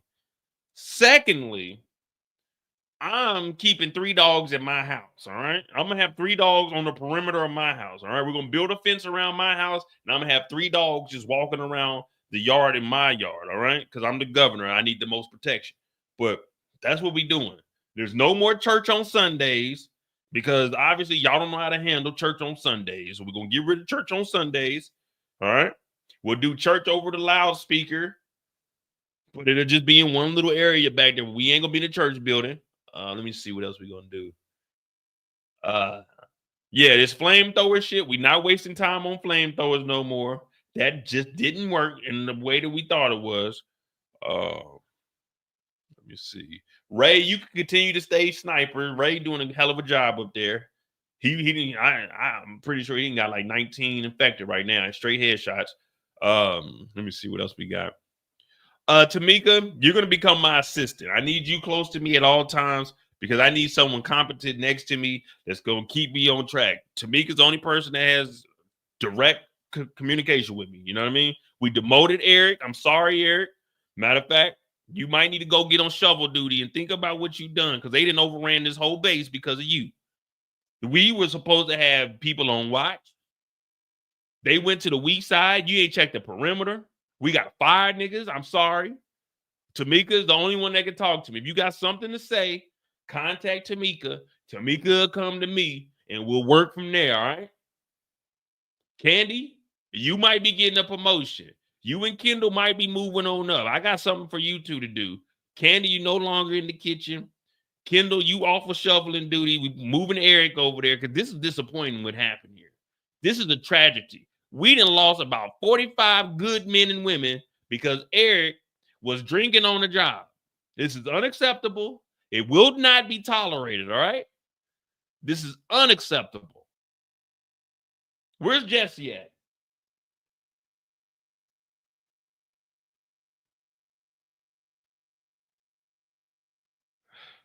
She's a wheeze. A one-on-one fight with Tommy with a flamethrower. See, I thought this was dope, but I'm thinking, let's take it up a notch. Let's bring someone down here. Let's get somebody, get some hand-to-hand combat or something. And then Abby talking to Abby. Don't go in there. His brains are all blown out. They were talking about her dad. Now, I know some people were like, "When who was that at the beginning?" I'm like, "It's Abby talking to Abby." This is when they say hindsight. That's what this is. In hindsight, you would have known not to go in there because the future you was talking to the past. You know what I mean? She just dreaming about this, but she didn't need to see her father like that. Brains over here, you know what I'm saying? Blood over there, like all that. They're counterparts. That's Ellie too. And now we begin to see how this is all going to unfold. Amy, come back. Oh yeah, real quick. We did demote Eric. But I got to tell you why we demoted Eric. Happy birthday to you. Happy birthday to you. Happy birthday to my nigga Eric. Head of security still. We just had to demote you. We ain't playing the trick on you, Playboy, man. We heard that you done took out a bloater by yourself single-handedly, nigga. Happy birthday, man. Happy birthday to Eric, man. Happy birthday to Eric. Yes, it was the other day, though. Yesterday, but happy birthday. We didn't do a live yesterday. I got a little bit busy. Shit had to be taken care of. You know what I mean? Amy. The old ass Reggie Weed. I'm thinking Joel knew about Eugene's stash also. That's where he got the weed from and gave it to Gail because Gail is Eugene's wife and he knew that Gail would throw that thing for a little OZ. He knew that Gail would throw that thing for a little nickel bag, a little dime bag, a little half a thing. You know what I mean? So I'm thinking Joel knew Eugene had that stash, and that's where he was getting his weed from. This was dope. Now remember, they had the Jesse and them had spoke about there was a horde, and they're using the other bodies of the old infected, well, the ones that are no longer here. They're using the warmth from them, which I don't know how. I guess it's just, I mean, they're dead, so it's not like they're warm-blooded anyway, but I guess it's just keeping them a little bit above freezing. But they're all up under here, and you know, avalanches and shit happen like this. So when she falls down here and she falls down into this gore, she wakes up the whole horde. The foundation. This will probably be one of the scariest things. Would you be more afraid here, or if you were Ellie in that one-on-one inside the grocery store? Which do you think would be more frightening? Running from all of these mofos or the one-on-one fight in the store? Because this shit right here, I'm looking like, dog, I ain't gonna lie to you. I usually have hopeful and wishful thoughts. I'm dead. I'm sorry. I'm looking at it like, dog, you don't know where the hell you at. You done just slid down this hill. You gotta have stamina. You gotta have the endurance, man. You can't be playing around right now. These motherfuckers is running and they don't get tired. But you don't know where you going. You just see a fucking wall and it just happened to be a ladder there. Now you got to jump up that ladder though. Now let's be real. You got adrenaline, but your adrenaline is not carrying you like a half a mile. You might be able strong enough to pick up a car or something when you need to, but dog, this shit right here would have been scary as hell.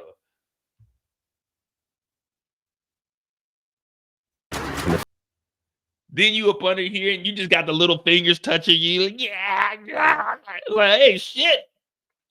And don't let one of them grab your leg. You know, these motherfuckers strong as hell. They like to bite. And where Joel finds her. That was all done up at Whistler in a snowstorm. And that was really difficult. Being chased. Man, y'all see that one black guy? Look, if you look closer, there's a black guy. He bald. It was all done up at Whistler in a... If I was him, I would have been on the fence. I ain't gonna lie. So when I was stationed in Georgia, I was down in Warner Robins. In Macon, they had a casting call for the zombies in The Walking Dead. But they had it on like a Tuesday or Wednesday. And I didn't know about it till like a day or two before. I couldn't take leave. I was gonna go up there and do the zombie shit. I wanted to be a zombie. That's back when I used to watch The Walking Dead. I watched all the way up to like season 4 or whenever they had put them in that damn shipping container. That was the last season I actually watched. I think that was 3, 4, some shit like that. But yeah, that would have been dope if I'd have been a zombie. But watch, this black guy here. He bald headed too. Snowstorm. And that was... Look right here. We got one black guy here, man. We need to look in the credits. Black zombie. That's what they needed. They probably got him labeled as black infected. The solo black guy. Really difficult. Damn, them motherfuckers really be getting into reading the books.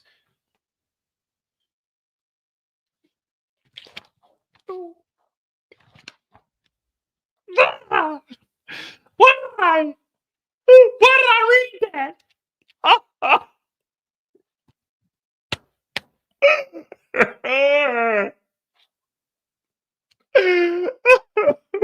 Why did I read this? It's so profound.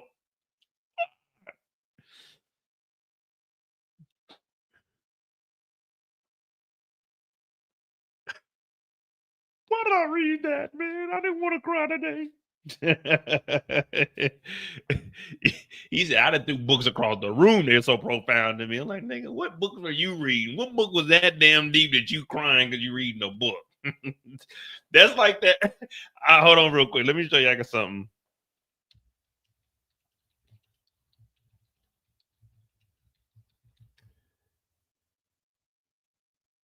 That's like this. Have y'all seen this? Have y'all seen this? This is what I'm imagining when Joel said, when Pedro said he was reading this.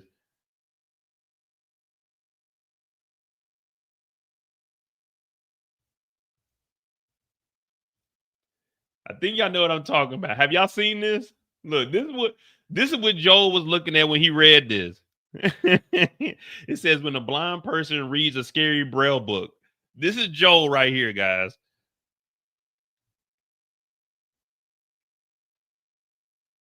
Oh man, I don't want the song. This is what Joel was doing when he read when he reads his books. When a blind person reads Braille. Look at this shit.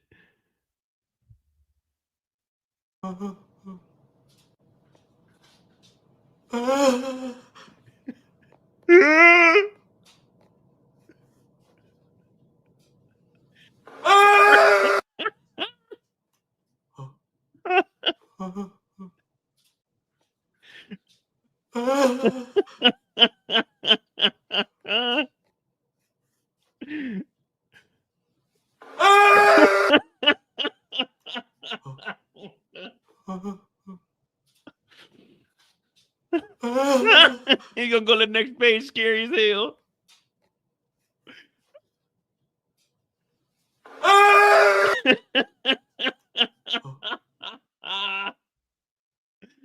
Oh.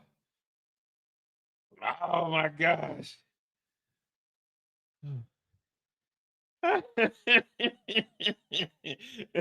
That's how Pedro is. When he reading his book, that motherfucker be getting scared. Oh shit. He's scared to turn the next page. It's like reading Goosebumps. Oh my goodness. Oh my God. Oh shit. It make the back of my head hurt every time I see it, man. That's some funny shit right there. We're gonna bring up some of the we're gonna bring up the episode. We're gonna look at what the hell they got going on. We're gonna get up out of here, man. Hit that like button, hit that subscribe button. We're going over episode 1 and 2. The recaps are on the channel if you want to watch the recaps. Right now, we're just jumping through it and, you know, seeing what the hell it do. You know what I mean? Oh, let me reload.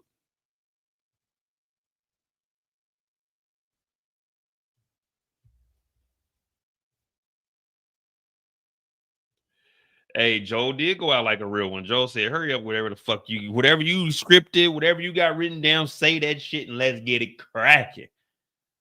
He got shot in, like, we forget that Joel got shot in the knee with a damn shotgun. It tore his ass up. I'm talking about laid him all the way down. He took that shit like a G. They just put a tourniquet on there. All you had to do, just above the bleeding. You know what I mean? Stop the bleeding. Oh, let me see. Let me see if we get this thing sped up. Put it on 1.5. Get that shit cracking. All right, here we go.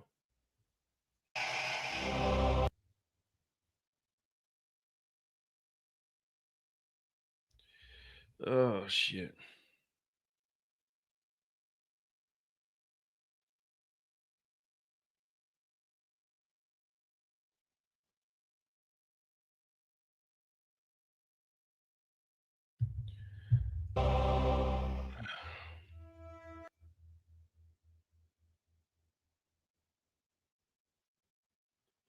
Of course, you know the internet gonna be going slow tonight. Right when we get to the halfway point, well, we passed the halfway point. All right, here we go. Last of Us.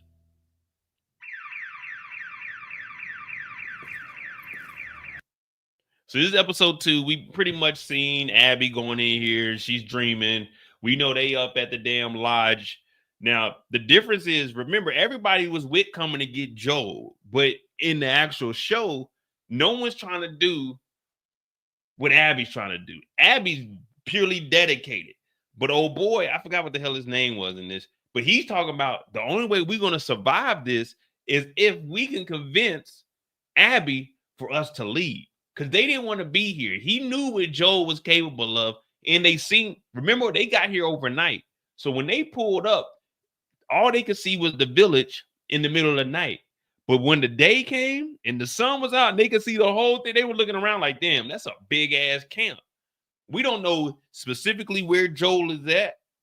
So that's why they like, we got to get out of here. Because if they got all of this and they've been living here, it's been 5 years since they knew that Joel left. It's been 5 years. Remember, Joel and them, they were under the radio. The Fireflies were checking. They were calling Tommy. And then they were trying to get all of you over there. He lied to get Ellie to come on out there with him because they were supposed to save Ellie and get her to, you know, it's in like the research lab. But in reality, they just get out here to Wyoming and ain't shit out here. They just kicking it and it's a blizzard.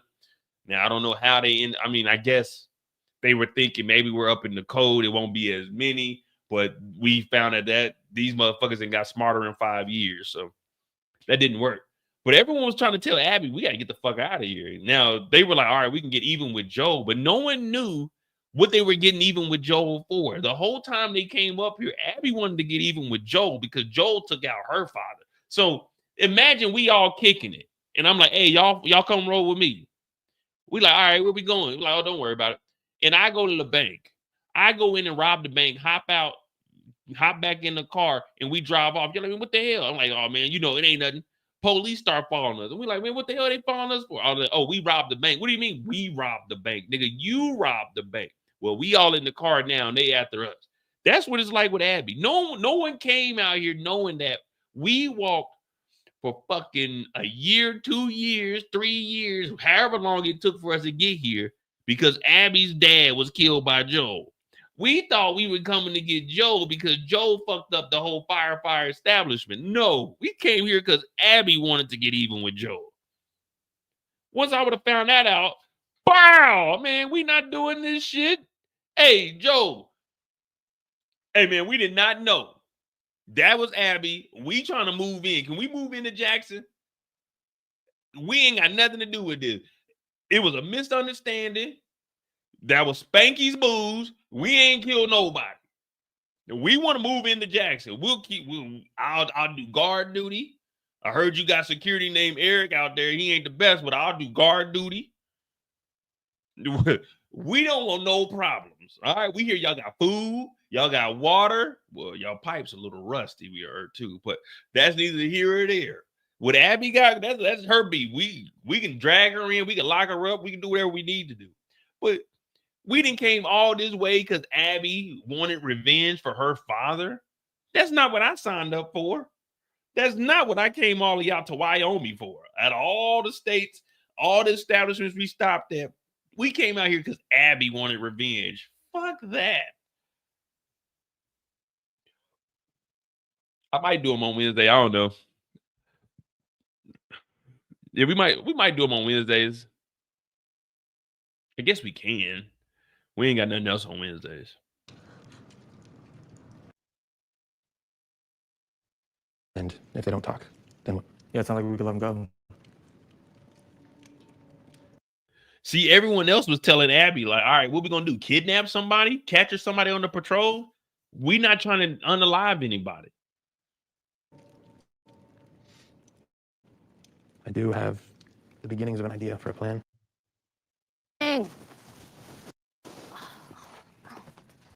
And you see how they trying to show the parallels? Abby was sleeping and dreaming. Ellie was sleeping. Well, she was drunk, but she got to get up because she was bit last night. Hey, wow, you look like shit. Dude, what do you want? I want you to fulfill your obligation to the community of Jackson Hole, Wyoming. 8 a.m. patrol. So Jesse shows up. He ain't talking about nothing.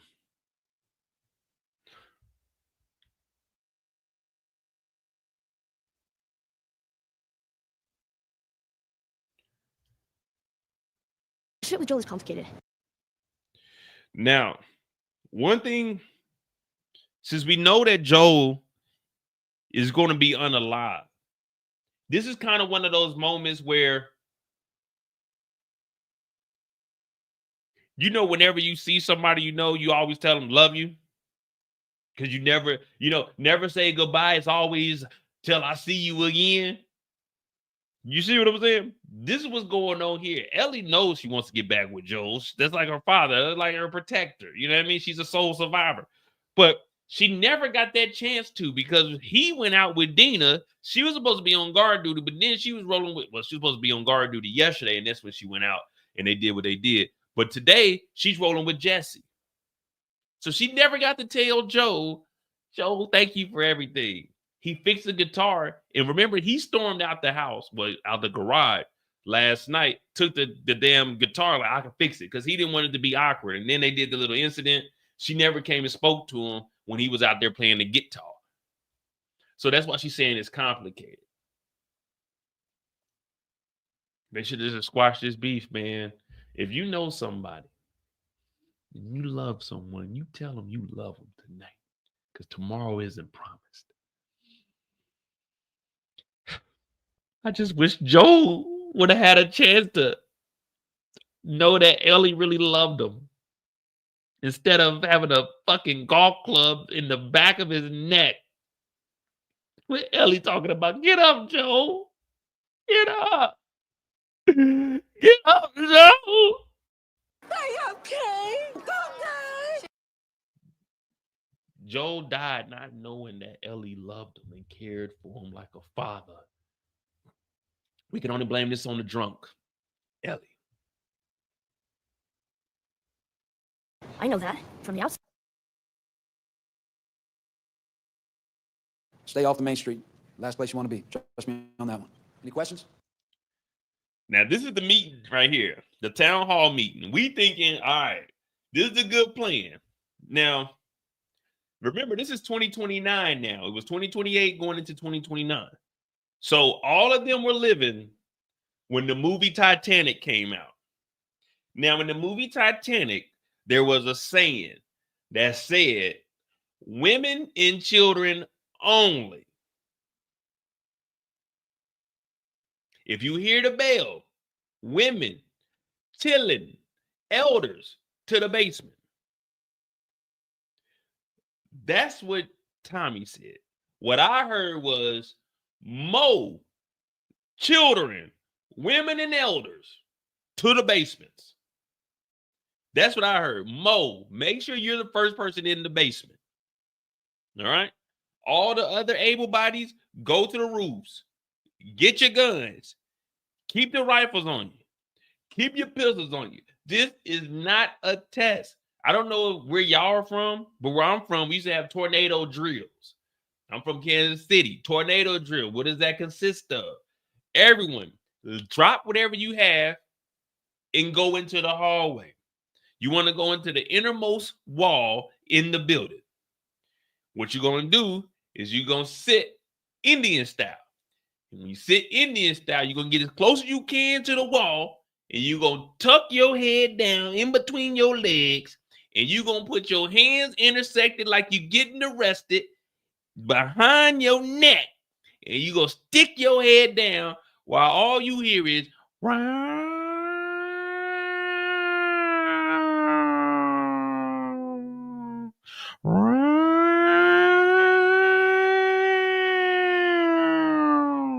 and we're going to do a tornado drill for 3 to 5 minutes so you understand what to do when you hear that.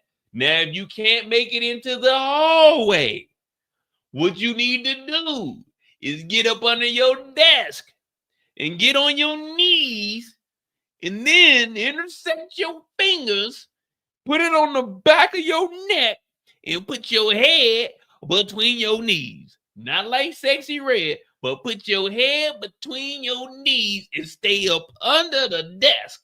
All right? These are tornado drills. These are simple ways to survive. Now, if you at your house, that's a whole different story because your house is probably going to get blown the fuck away. So grab a mattress and go get in the bathtub. Or if you got a little basement or something, get down there. But what you need to do, the best thing to do is if you got time, put some shit in front of the window because you don't want the tornado to kick through the window. But right now, we talking about getting prepared for the infected. And if you do anything that I just told you, and when the infected come, trust me, within 15 to 17 minutes, your ass will be infected. So you need to go down into the basement and lock the doors. I'm talking about shut the fuck up, lock the doors. But if you are able-bodied and you got a gun on you, we want you to go to the roof. We want you to the roof. All right? You're going to get on the roof. Ding, the bell going to ring. You're going to go to the roof. Now, I'm going to be honest. It's about 400 of us in here that are able-bodied. 100 of us are going to survive. Now, I'm going to be down in the basement because I'm the governor, so I got to survive. So I'm going to be downstairs, all right?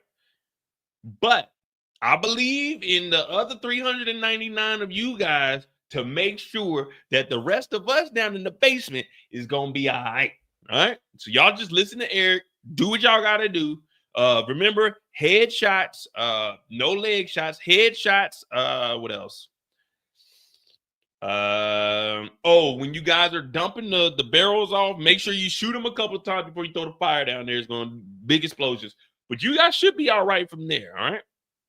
Everyone else that's going down into the basements with me, I will let you know when it's safe to go out. I got 7 people designated to go out before the rest of us. Now, those people are going to go out and make sure that it is safe. And once they say it's safe, I'm going to start sending out some of the women and some of the elderly. We might even send out some kids first. And then once we see that it's safe and 30 minutes have passed, then I'm going to come out. And what I'm going to do is assess the whole area. And once I assess the whole area, you guys start taking tallies of all the bodies you found. Make sure that we get the dogs locked back up. Bring back my 3 that's supposed to be in my yard. But we're going to do a count, and then we're going to be good from there. And then we'll worry about repopulating the city a little bit later. But just follow these plans, and we will all survive, okay? Well, not all of us. Unfortunately, we got to sacrifice some to save the many. You know what I mean? We got to sacrifice a few to save the many. But that's just the way life works, you know? There are casualties of war. Now, I won't be one because I'm still going to be downstairs. Remember, 30 minutes after the scene is safe, then I'll come out. But there we go. All right, then. Get with your group leaders. Spread the word to your neighbors. Get everyone in the loop. Go ahead, Daddy. They got a little mixed kid, little Tommy Jr. Now, Seth apologizes. And remember, Abby is out here determined.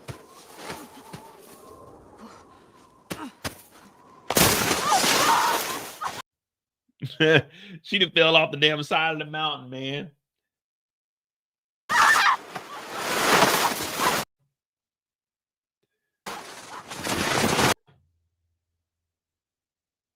I know she was getting towed up going down this hill.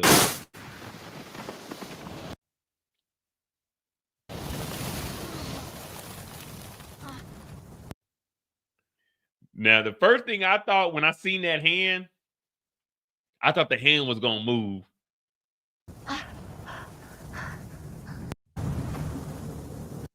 Like, look at this shit, man. This is like the mega horde.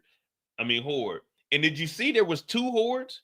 There was this one, and then some way, somehow, there's a whole nother group that came off the top of the hill.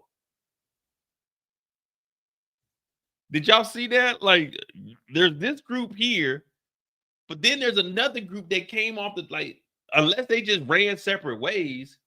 Because I'm trying to think, how did that work?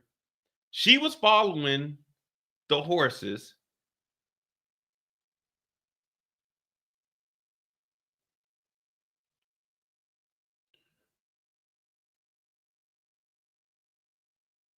Yeah, where the hell did they come from?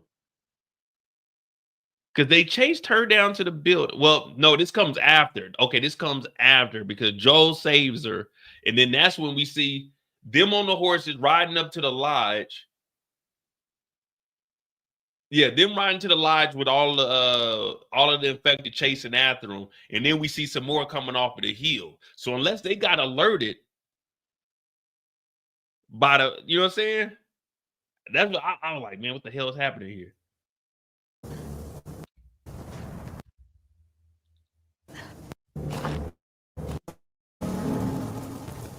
I would have kicked that motherfucker in the head.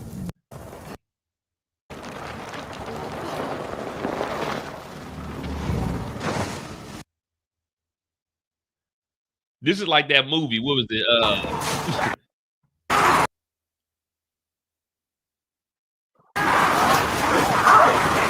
Dog,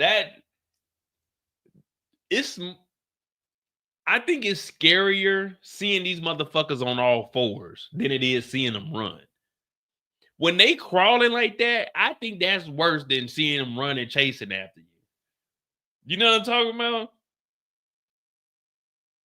I think when them motherfuckers is crawling up out of here, I think that's worse than being chased on 2. Because I would have been shooting while I'm running, man. You know I'm a G. So I would have been bow, bow, bow. You know what I mean? But look how they coming up out of here.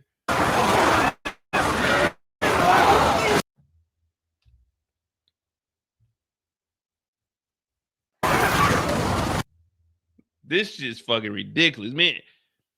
So I wonder how they may have all just linked up like during at the end of at fall going into winter. They may have all came over here. Well, they are smart now, so they probably all came over here. We got the bloater.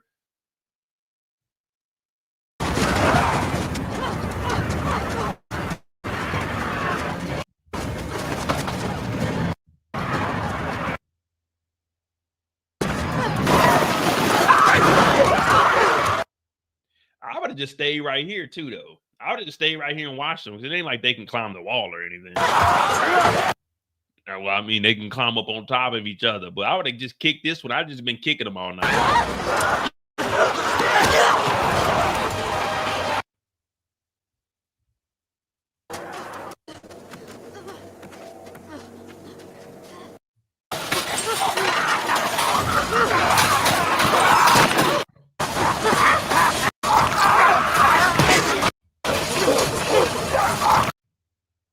Hey, look at that, man. That's dedication. Look at that. That's determination. That right there is going above and beyond. That's what I see. That's what when we back in Jackson, that's what I'm expecting from all y'all. Y'all think I'm hard on you, but I'm not hard on you. I'm hard, but not too hard. And why is that? Because I want better. If I'm just like, hey, everyone's doing a good job, everyone gets a promotion, everyone gets to eat extra food today, then we're never going to become a successful society. So yeah, I got to be tough on you guys. Look at the infected. You think this guy's saying, oh, my hand hurts? No, this guy is fighting through the pain because he knows in order to survive, we got to eat. So that's why they're going so hard to get at Abby. I want that same kind of hustle, that drive from you guys. Don't look at me as a tough leader or anything like Kim Jong-un or nothing. Just look at me as somebody that wants to see his people succeed and make it in this apocalyptic time. So don't judge me for who I am. Judge me off of my leadership. And the reason I'm telling y'all this is because I've been through this. You guys are rookies. You guys are inexperienced to being out here. I fought bloaters. I fought a hellhound one time. I fought it one hand to hand. But I've done all of this. I'm really like that. So when I tell you guys to do stuff, and if I'm down in the bunker, I'm the governor. Don't think I'm down here kicking it because I got electricity and I got my PlayStation 4 down here. And you know what I'm saying? And y'all upstairs fighting and stuff. I'm playing and I'm putting together, like, I gotta play the game and shit. I got all these Coca-Colas and Dr. Peppers down here. Don't think I'm relaxing because I'm eating these stale ass Doritos. Don't think I'm chilling. Just know I'm the governor for a reason. I'm trying to govern everything that's going on. Because if I didn't, who would step up? Be honest. Who would step up right now? Not saying you aren't capable, it's just you are inexperienced. So that's why what I've given you guys these jobs is because I'm developing you into something better than what you were. See, one thing about me, I always leave something better than what it was when I found it. They call me, we're not gonna get into that. That's what they used to call me back on the Eastern Seaboard. But I'm trying to get you guys to be better. You know what I mean? Not that you aren't good. I want you to be great. You see what I'm saying?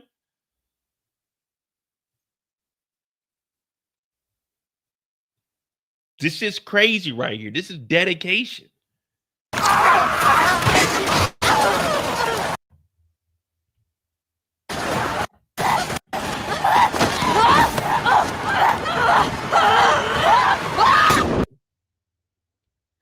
This is dope.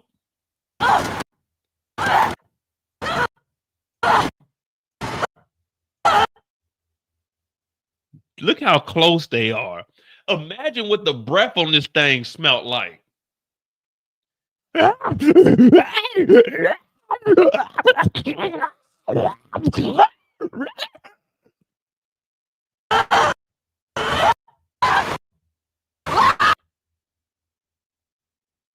Look at this head. You see the pistol coming from the side right here? Damn. Damn. Of course, it would click out right here. Oh, there we go. Look at that.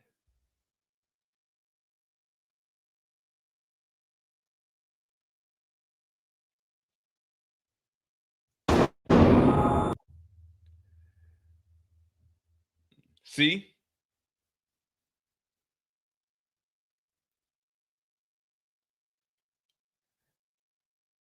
Now, which one of y'all think is scarier?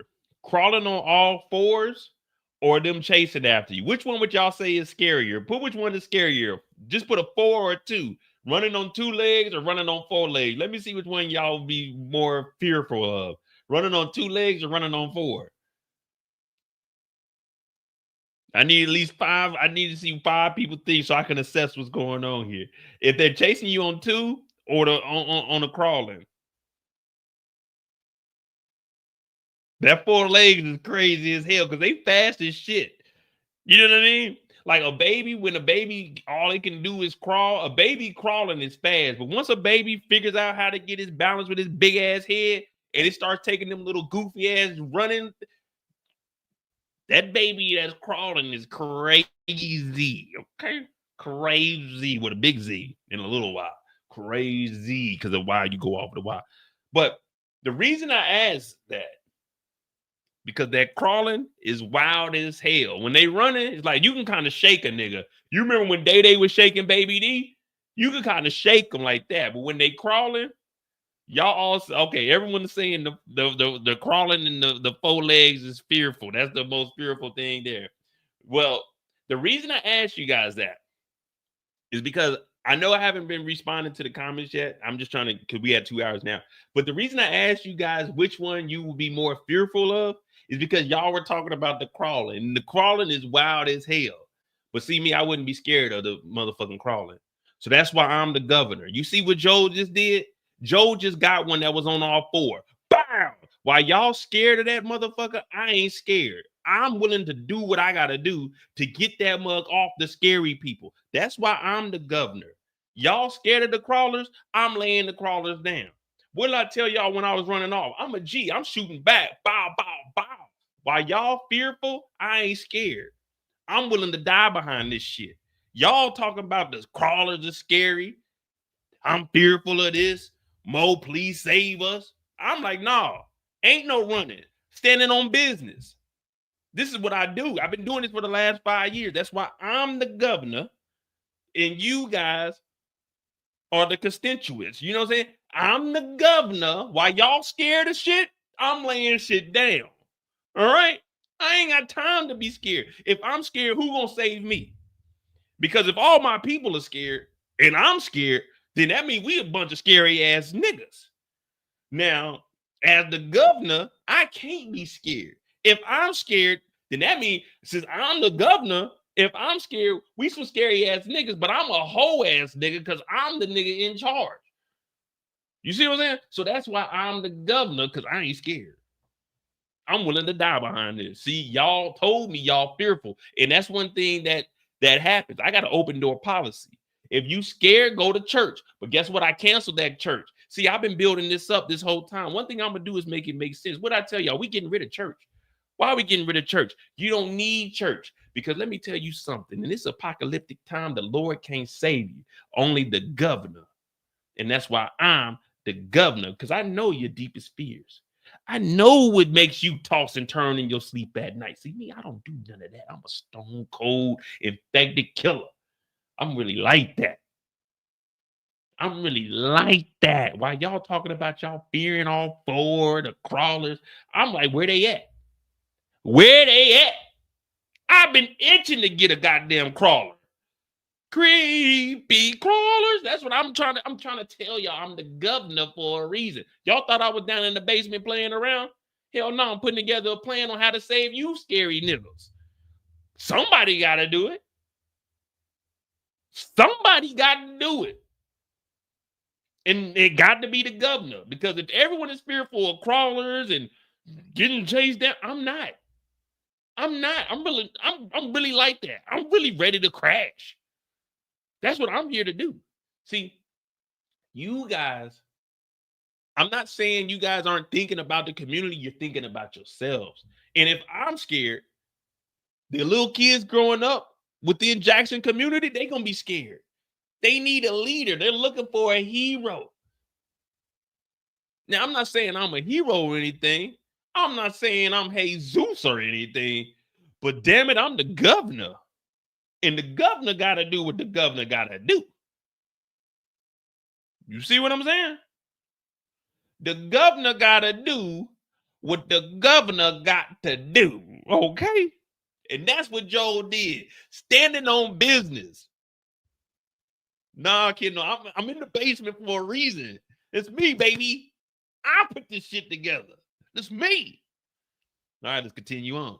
Hit that like button, hit that subscribe button, man. Ain't no, look, y'all didn't know what I was getting at, did y'all? Man, I've been planning this shit the whole time, man. I've been planning this whole time, man. I knew to get rid of the church because I knew I was going to see what you guys' fear is. Open door policy. Come on in and talk to the governor. Sit down. What you got on your mind? What you got on your mind? You know what I'm saying? You know what I'm saying? I went to Gail and I tricked Gail. Gail thought that she was actually psychologizing me. No. I gave her a little bit of weed. Reverse psychology on her ass. She thought she was getting something out of me, but I just played her ass. Yeah. See, I didn't go to school for psychology, but what I did was I tapped into Gail's mind. And I said, I'm going to apply everything that Gail tried to do to me to my people. Because if they ain't going to talk to Gail about what's really going on in the community, who can they talk to? Not Seth. No. Come talk to the governor. The governor. Talk to the governor. Only the governor will be able to piece this together. It took us 20 minutes, but I got to where we had to get to because I knew what the hell I was doing. I'm the governor. See, you can go far fucking with me. Hit that like button. You can go far fucking with me. There ain't no elections. There ain't no elections. I'm him until I die. Look, what I tell y'all earlier? What I tell y'all earlier? I'm gonna be book. I was describing Joel the whole time, and y'all just going along with it like, damn, oh, you crazy as hell, not knowing that I'm really like that, not knowing that I'm really preparing myself for what the hell is going on outside the wire. Y'all thinking I'm just watching this shit? No, I'm immersing myself into the game. I'm here. I'm doing it. I'm doing it real time for you guys. I'm doing it real time. Y'all talking about how Mo get to be the governor because I'm that nigga. Okay? The governor. Okay? The governor. You see? The governor. Because there ain't enough guns out here for me to stop doing what I do. I'm the governor. Let's get it.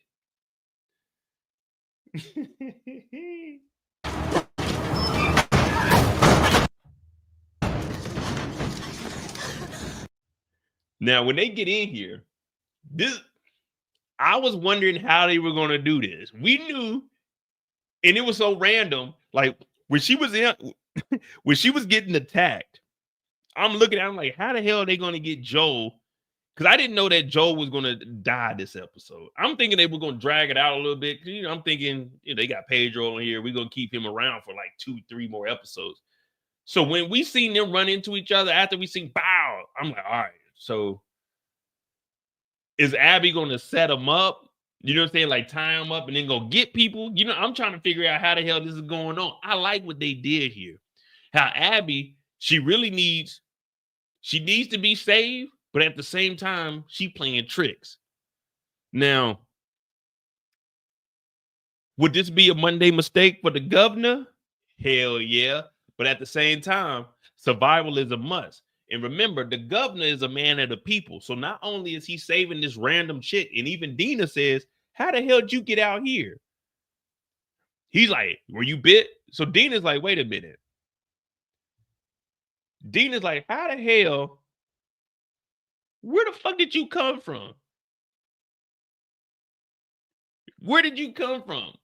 Remember, it's been 5 years. It's just some random chick out here. She talking about, oh, we got a spot up in the lodge. What lodge? The Overlook Lodge? Yeah, we got guns, we got blankets. The governor, what is the governor trying to do? He trying to get back to the Bay. He trying to get back to Jackson. He's like, we got to get back to Jackson. He's talking, we ain't going to make it. We need some backup anyway. Dina's like, who the fuck is this girl? Now, you know Dina like girls. So Dina like girls, and she looking at her. She's like, okay.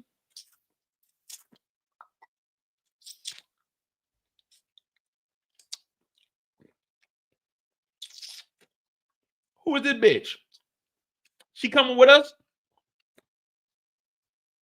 She rolling with us, Joe? Who is this? Joe, like, we're going to go to the lodge. She said, yeah, we're going to go to that lodge, all right. Hope it's a Motel 6. I'm looking at Dina like, Dina, calm your ass down, girl. But they got the goddamn zombies. The infected coming through that door. Boom, boom, boom. So they got to do what they got to do. If we being honest, they got to do what they got to do. Plus, you don't want to steer this herd all the way back to base. You see what I'm saying? So the governor, even though he's slipping and this is a mistake, because he's not questioning how the hell is this random teenage girl, well, she probably like 21, 22. How the hell is this random girl just out and about? Well, shit, fuck it. Where did they come from? Where did you come from? The mountain. Look, Dina, like, where the fuck you come from?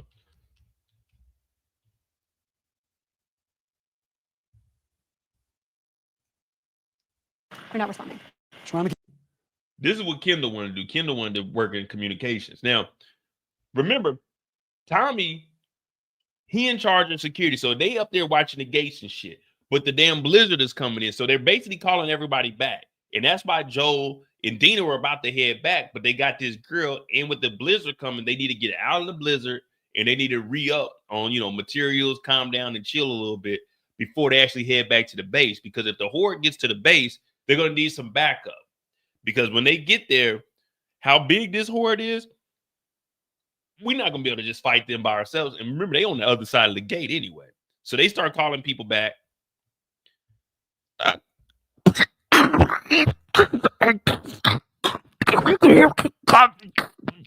to Jackson. Blizzard practically is 0. Wind southwest return back to Jackson. How complicated? So the goddamn comms is out. Now, remember, he told them to boost the signal because there's a blizzard going on outside. The fucking storm is crazy as hell. We got Jesse and fucking Ellie getting high as hell. Well, Ellie's trying to steal some weed, bring it back. Then we got the governor, Joel, and Dina with goddamn Abby, and they about to head to the lodge. So everyone is just out and about right now. Patrol is everywhere. Copper Mine, come in. And while they out here, Jesse in here chilling.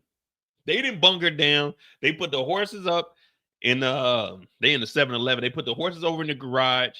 Ellie's over here grabbing the weed. I didn't know Ellie was a weed smoker though. I'm taking this with me. No, you're not. Yes, I am. As much weed as I can shove into my top. Nope.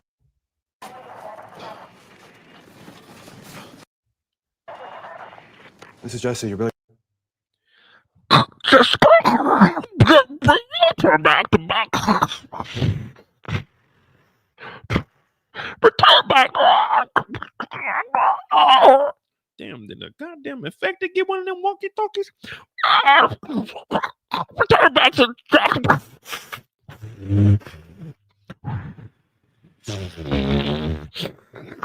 Return back to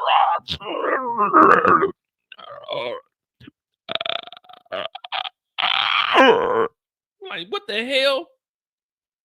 But they hear all of this and they basically hear return back. Shit's getting dangerous. So they hop up out of here. Ellie's stacking weed up into the backpack. I wonder if she still got that backpack. That's what we need to look for. Remind me when we get to the end where they're whooping on Joel to see if she got this backpack so we can see if she actually brought the weed back to town.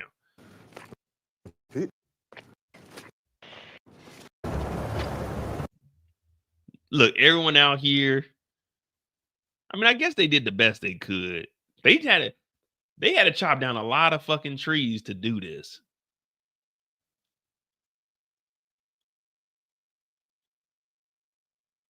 I mean, they got the electric poles. They got a little bit of electricity.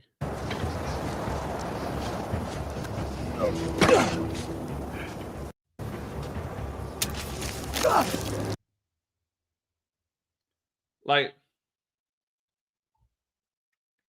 so with this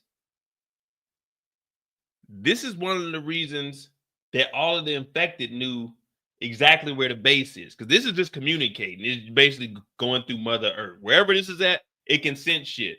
So this is how they knew exactly where to go. And then this told the actual bloater to go to the weak side of the building. This shit's all communicating with each other. As soon as you seen this, they should have got one of the flamethrowers and just lit that shit up. You know what I mean? They should have lit this. That should have been the first thing they did. As soon as he seen this, hey, Tommy, we need a, hey, these pipes, we're just gonna have to take an L on them. But we need to catch this. This shit. I don't know what that shit is, man. That's a different type of weed. That looked like some good shit. I ain't gonna lie, I'll probably try to smoke it, see what the hell it hitting on. Couldn't be any worse than that weed that they had.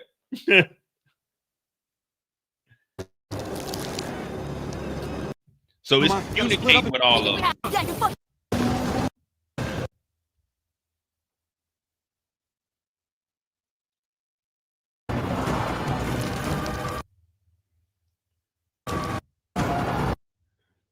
See, look, we got this, and then we'll see some more coming up over the hill. Yeah, this thing reacts real fast. This shit's like... Now, remember, they're following the horses up to... They're supposed to be following them up to the lodge, but they running so fast. I call them tentacles, but the little spinals, they telling them, nah, come over to the base. Come over to the base. There's hundreds of them over here. Fuck them horses. You can't keep up with them anyway.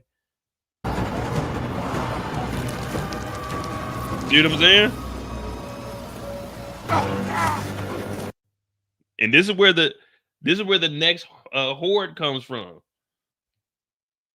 See, they crawling up out of here because it's communicating. It's telling them, man, fuck them horses, man. We can all eat over here. We can all what's Applebee's slogan? Someone give me Applebee's slogan. Kendall called it optic fiber, the fiber optic. You know what I'm saying? That's that Google internet. That's fast as a motherfucker, like 5 terabytes. I'm talking about so much speed that you don't even get to use it all. You paying for shit you ain't even using, wasting electricity, but it's motherfucking fast as hell. My brother got this shit at his house. I said, damn, this shit, it's like 45 devices connected and all the TVs connected. His laptop, his desktop, he don't even got it hardwired, nothing. That shit's so fucking fast in that house. But these motherfuckers are talking about the hell with them. Come to Jackson, Wyoming. This shit, motherfucker, is cracking. Look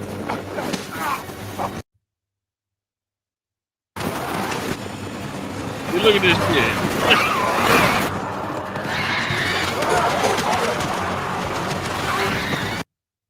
Dog. Look at this shit. And that's the thing, right? So what you guys think? You think they've been slowly migrating over here? Because those tentacles been in those pipes, they had to be in there for a while. So do you think that they're just slowly migrating here and they're hiding up under there until the perfect moment? Because remember, they didn't know until the beginning of this, till last episode, once the pipes were open. Remember, they opened up the pipes in the first episode. So until it was open, this shit never knew what was on the outside because it was inside of the pipe. So when they cracked open the pipe, that's when it started to sense that all the people were here. So maybe that shit been up under there so long, it was just bringing them close, but they didn't know exactly where it was until the pipe busted open. Or it busted through the pipe. You see what I'm saying?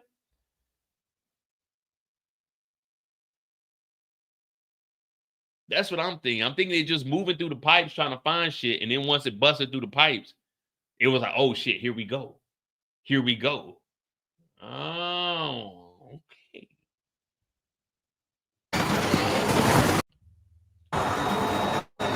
All right, we already know about that. Let's go hop to the war real quick. All right, so here, this is a big ass front gate, though. I ain't gonna lie to you. I wonder how they knew the zombies were gonna come straight to this front part, unless they were shooting and then they shot and they all came here. But anyway, so these motherfuckers is running up here and they got the barrels ready. Because at first I was wondering, I was thinking that the fire was just, to stay warm up there. But let's look at how the first couple rows are.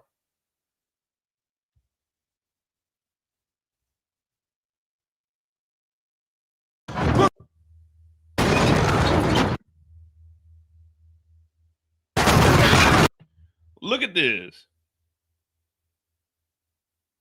See, this is what I want from you guys. I want y'all to be able to look at this. Look how they about to run into this front wall. This is what I want from you guys. When I give an order, I want us to go. We need to execute. No playing around. No time for feelings or none of that. Leave your food. I want you to crash out, man. This is coming straight from the governor's desk. This is what I want to see. They don't care because it's for the bigger good of the community.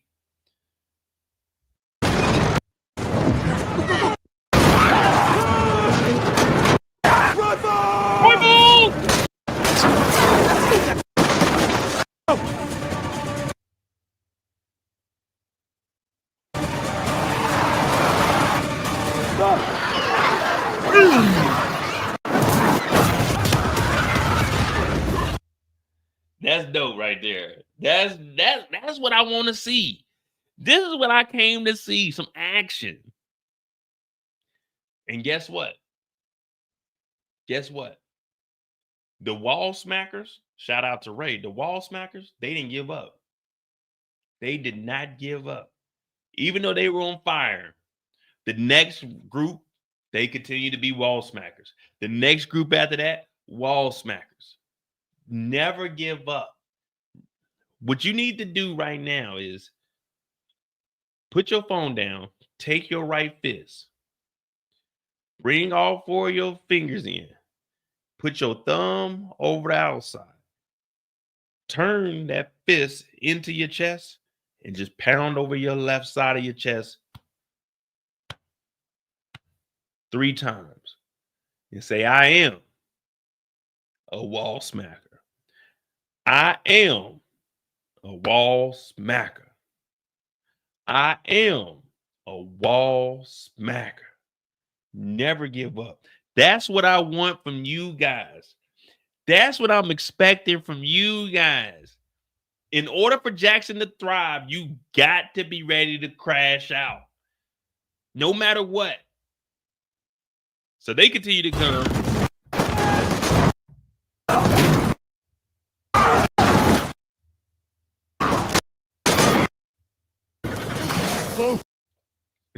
Joe's looking down like, damn, they done fucked up the whole thing. But anyway, the bloater, it comes through the damn sidewall, the weak wall. Come on, man, load up, man. And now everybody is on the roof. Remember, what's the rules, guys? When the bell rings, what is the rules? Someone give me the rules. It's real easy. What are the rules when the bell rings? When the bell rings, what do you do? Put what you do. What's your job when the bell rings? See if anybody was paying attention during the meeting. What is your job when the bell rings, guys? What are we doing when the bell rings? When the bell rings, what is the procedure when the bell rings? Because we holding down the front wall. We definitely got to hold down the front wall, but the bell is ringing. Shoot anything outside the wall. We talked about the dedication, the determination. We got to hold down Jackson. The bell is ringing. This is the last stand. This is Remember the Alamo. You feel me? This is Saving Private Ryan. Blow the bridge. This is make sure that everyone is good. This is make sure that you go get on the roof and start shooting everything.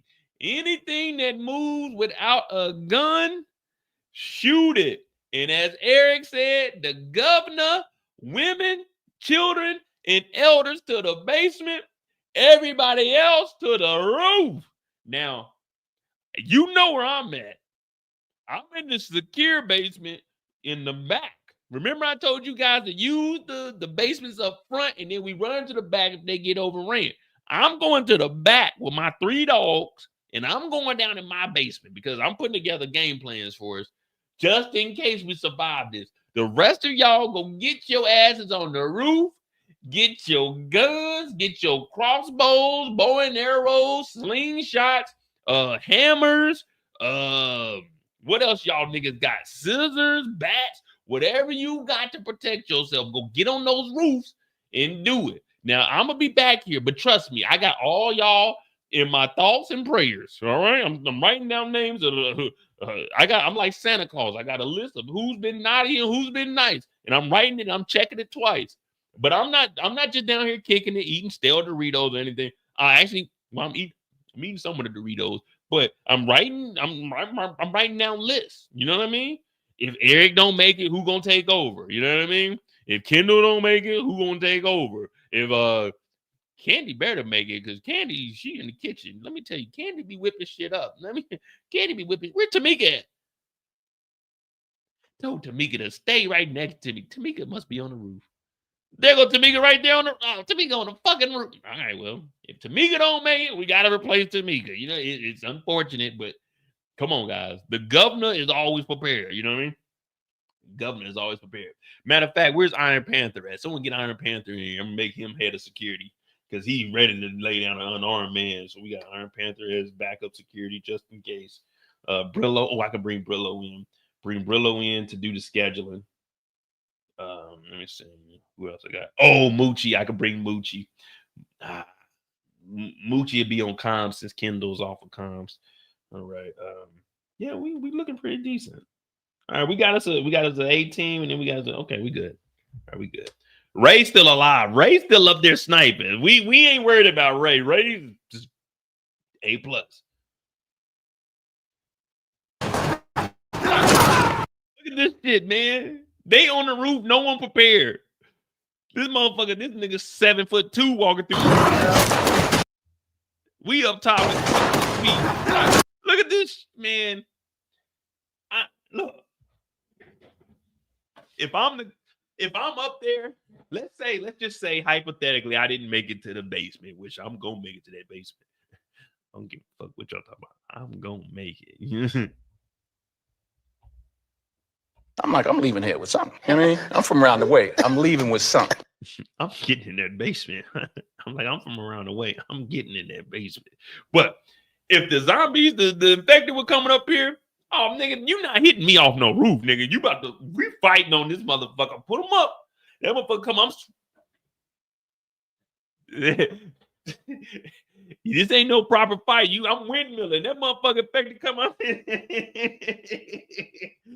Because you trying to square up. That motherfucker bite your hand. You thinking you cool. You trying to square up and jab and shit. That motherfucker bite your goddamn knuckle. It's over with. You got a windmill against these motherfuckers. You can't fight these niggas regular. You trying to swing and shit. You throw that punch. It's like Ace Ventura. Remember when Ace Ventura, they try to punch that nigga Ace? And motherfucker infected grab your goddamn knuckle in his mouth. You trying to throw that punch, that motherfucker bite your fucking finger off. You thought you was about to square up. Yeah, let's get it. And the motherfucker that tore your finger off. And you like, damn, it's over with now. What you gonna do? Cut off the rest of your finger? Hell no, you ain't brave enough. You ain't the governor. It's over with. How'd that nigga get bit, man? Nigga bit his pinky off. Like, damn, what was he doing? He nigga thought he was gonna square up. You got a windmill against these motherfuckers. You got a windmill and kick. You got the windmill and kick. You squaring up with that motherfucker. All you gotta do is spit in your mouth. Pause. All you gotta do is get closer. That spit get in your mouth, get in your eyes. It's over with, nigga. You trying to square up, thinking you tough or something. All right, you gonna be tough, all right. You gonna be in that motherfucking ground frozen. That's how tough you gonna be, because these motherfuckers is not playing. This nigga done got tackled off the roof. He didn't die from the bite. This nigga done landed on his neck and broke his back. Spinal. I think my back is broken. Spinal.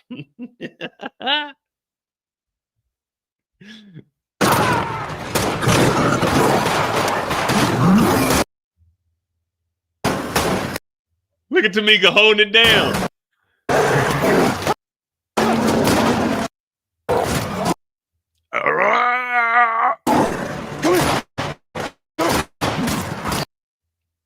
All right, let's go look at this damn fight scene. So I ain't gonna lie to you. I thought when Maria was running, I thought she was running away. What did y'all think? When you see Maria running like through the streets, what were you thinking? I was like, damn, she didn't gave up. She didn't quit. She trying to get in the basement with the governor. No, I got the door locked. Trust me. I seen the movie Sinners and I can't trust. Hey, it's me, Mo. Who is it? Tamika, let me in. Oh, hell no. If I say you can get in here, you gonna try to bite me. Hell no. Hell no. I love you, Tamika, but no, you cannot come in here. Mo, please let me in. Hell no. Hell, there's some garlic in the kitchen upstairs. Go eat some of that and let me see. Let me see you. I'm gonna crack the door, Tamika. Let me see you eat some of that garlic up there before I let you come down here. I can't trust you. I did not say you can enter. No. I just seen Sinners too, dude. You now? I don't know. You vampire? I don't know what the fuck you is right now. But no, you can't come. This is the governor's lair, okay? Go take that shit to building number 17. Dude. I wish you the best. I love you. I love you. You can go enter that room over there with the elders, but you can't enter in over here. Oh, no. The governor got to survive. The governor need to get Jackson back together. I love you, but before you go over there, go let the dogs out. Go let the dog. Who let the dogs out? Maria. Yeah, you can go do that, but you can't come in here now. You cannot come in here. You know I love you. And I wrote you survived. I got you on the survival list. You was on the good list. But you can't come in here. You go do building 17. Building 26 is a good building to go in too.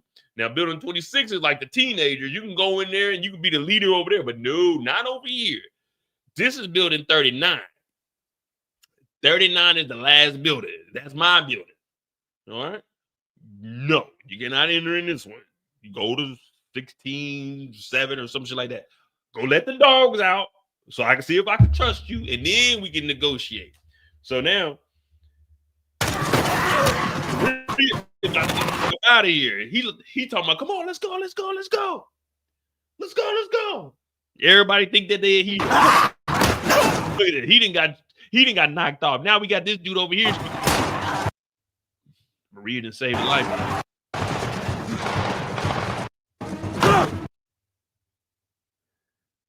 And he done ran into a dead end, man.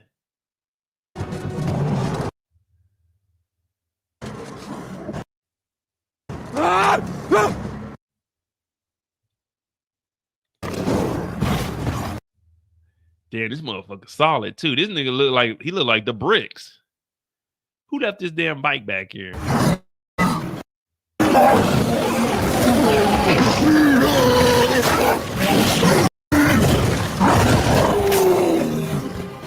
That motherfucker was withstanding that heat, though.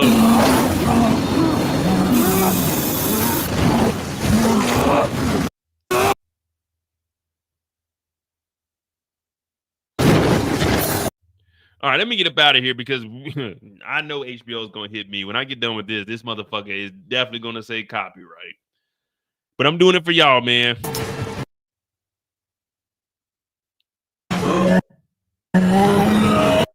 See, I was thinking right here, somebody's gonna like jump off the roof.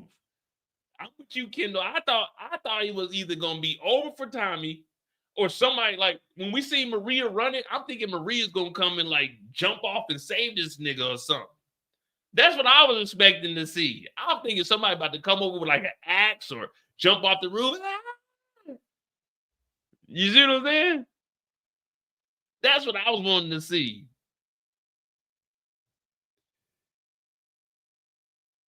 They did a good ass job though with these graphics.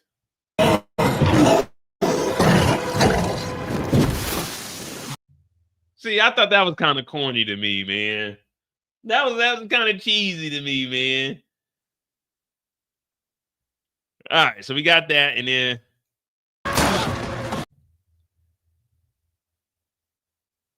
Where's Maria at? There we go. She let the baby.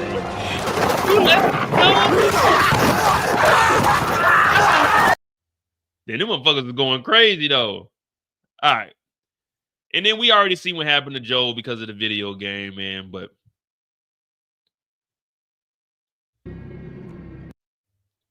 so we see what happened. I'm not gonna play all of that just because we already went through it. I'll bring up the video game footage so we can just let it roll, if anything. But hit that like button, hit that subscribe button. I'm Modi J. This is the last of his episode 1 and 2. Wednesdays we'll probably do these lives on Wednesday. I didn't know if you guys would want to see them 3 days later. You know, it come out on Sunday, but I'll keep doing the recaps. And on Wednesday we'll start doing the lives for this. So we got episode 3 next week. We got episode 1 and 2 out the way. What y'all think overall? What y'all rating the season so far? I got it as, and the crazy thing is, I got Sinners as my movie of the year right now. I gotta see the rest of the season. I gotta see the rest of the season because I ain't gonna lie to you. Was Shogun this year or last year?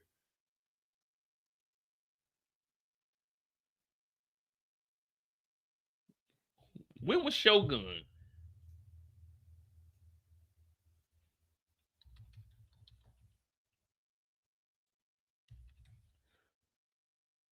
Oh, that was last year? Damn. February of 24. Damn, it was a year ago? I thought that shit was like 4 months ago, 4 or 5 months ago. Oh, that shit was actually, it was April last year. Jeez Louise. All right, well, Last of Us got this year, but if I got to compare it on, like, in my Germany experience, I got Shogun above season 2 right now. But we only seen the first 2 episodes. So they can easily pick up ground. Definitely this season, this year, 25, yeah. I mean, there's nothing even close to this as of right now in my book. Raising Kanan is good. Raising Kanan is good, but I don't have Raising Kanan over this. This right here just takes, it's really hard to compete with HBO. It's hard to compete with HBO. That's why you see all these shows, they not coming out on Sundays no more. They not coming out, they dropping Thursday nights, Wednesdays, Friday. Like, they not dropping on Sundays no more. It's hard to compete. It's hard to compete. When you going against HBO, let's be real. HBO is better than, like, the big time production companies that are fucking putting out Warner Brothers, Paramount, like movies like Universal. HBO is just in a whole nother league. And that right there comes from staying true to yourselves. You know what I mean? Staying true to yourselves, not backing down from anybody. No one's doing what HBO was doing. And HBO, well, I'm not even gonna say HBO no more. Ain't no one doing what Max is doing. You know what I'm saying? Shout out to Max. You know, Maximilian. You know what I mean? Yeah, Paramount be dropping Sundays, but who putting up ratings like this? Paramount be dropping. Name a Paramount show. Name a Paramount show. Penguin was on what? Penguin was on what?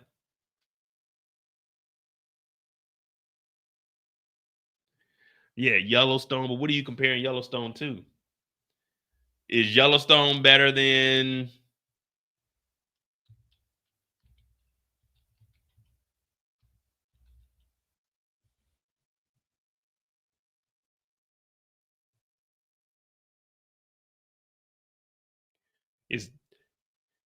Is Yellowstone better than the Penguin?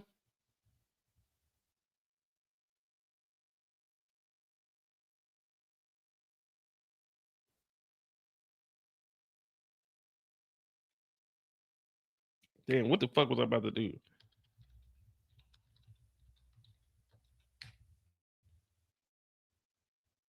House of the Dragon? HBO dropping them heaters, though. HBO dropping that heat. HBO said we don't put out bullshit. Let me see. What the hell does HBO even got coming out?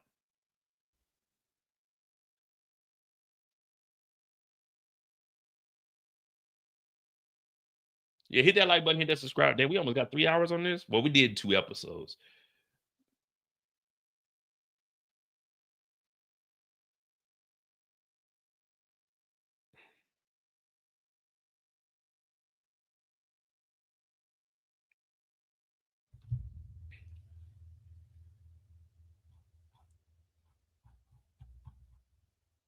Shows. Let me see if they got anything new coming. Well, they got fucking Celtic City. The White, I heard that was all right. The White Lotus, but I definitely ain't watching that shit. Max Originals, HBO Originals. I wonder what the difference is between Max and HBO Originals. I guess HBO was before they switched all the way over to Max.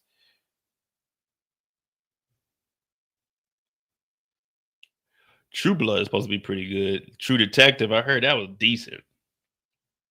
A lot of this shit I just ain't watching. The Eastern Gate, The Pit, Jellystone.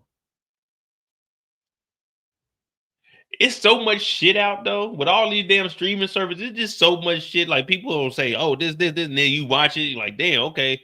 But oh, they got free episodes over here. Let me see what Max got on the freebies.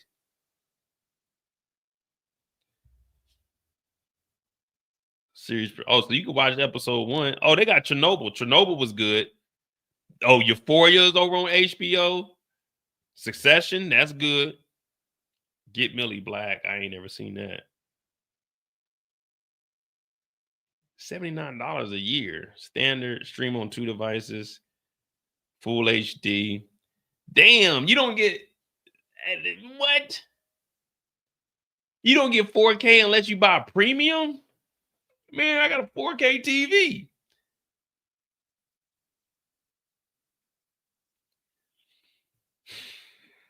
You get NBA on TNT. Man, these plans don't be worth it. $169. 100 downloads to watch on the go. Damn, basic with ads, you don't get no downloads. Limited time offer, 30 downloads on the standard. Is that 30 downloads a month or is that 30 downloads a year? You know, on Netflix, you get 10 downloads a month. Euphoria season 3 probably ain't coming out till like 27 or 20. Well, yeah, they ain't even started recording.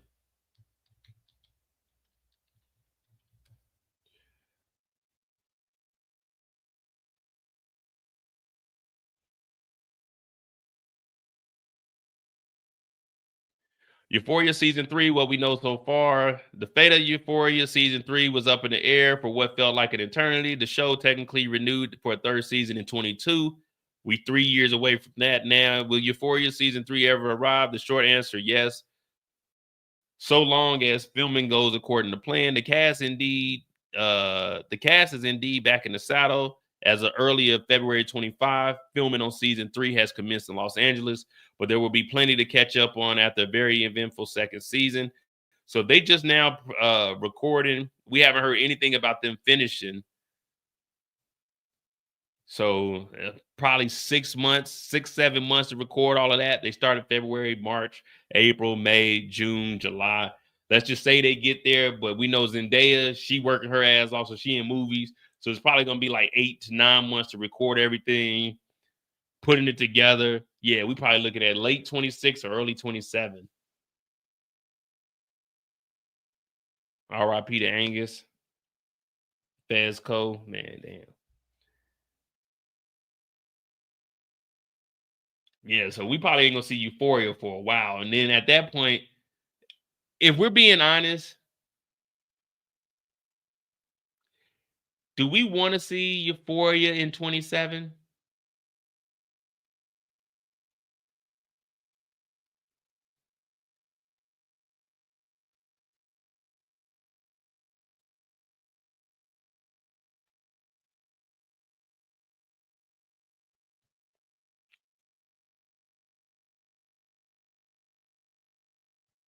We're not. No one's trying to see Euphoria 5 years later.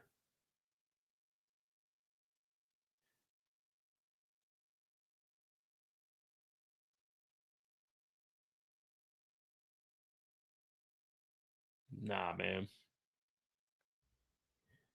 We not trying to see that. They about to be too old to be high schoolers unless they doing like a huge time jump.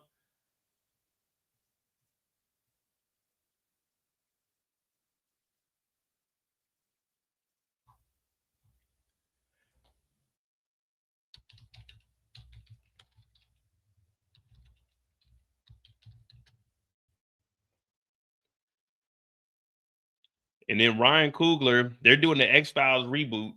I think they already started filming on some of this shit. I was gonna do an article on it. I'll probably do it later on this week or maybe tomorrow.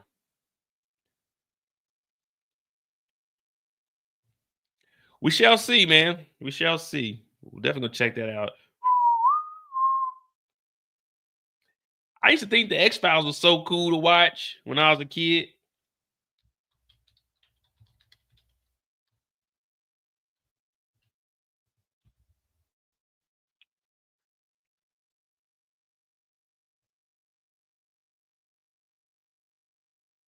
We are not a traditional cafe. We're completely unconventional.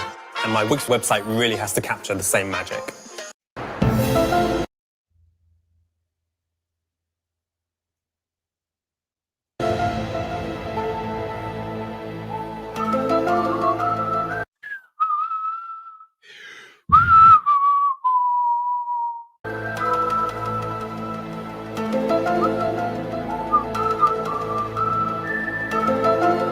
So you know it says it, the words are by Chris Carter. As a kid, I never, as a kid, you don't really know much. So whenever they would say words are by Chris Carter, I always thought they were talking about the football player from Minnesota. I was like, damn. I was thinking, like, since he did the music, I'm thinking Chris Carter, the football player, was like directing the X-Files when I was a kid. On everything I love, I thought Chris Carter, the football player, was directing X-Files. They used to see his name for the music. It'd just be like Chris Carter on the credits and shit. I was like, damn, that's dope as hell. He played football and he do movies, well, TV shows. Nowadays, you can do that. Back in the days, it was unheard of, but this is definitely not that Chris Carter. But that's who I thought that was. I thought this is Chris Carter, the football player. I was like, damn, that motherfucker cold. He came up this music and he played football. I thought that nigga was like I knew Randy Moss is better, but I thought Chris Carter was like one of the most talented people ever because he played football and made music. Only to find out it ain't the same Chris Carter, bro. It ain't the same Chris Carter, but this is some good music, though.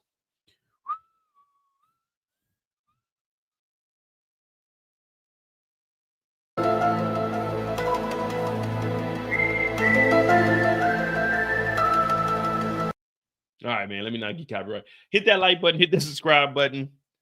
I'm J. We'll do The Last of Us on Wednesdays. That's cool. Yeah, we'll go over it. Same thing. We'll do the recaps will be dropping on Monday. Then we'll do the inside the episode. We'll watch that, and then we'll go into the actual episode. We'll see if we get copyright on this or not, and then I'll just see if I got to break it down. I mean, because I got screenshots. Don't get me wrong. I always got the screenshots on deck. We ain't never got to worry about that. We got screenshots on deck.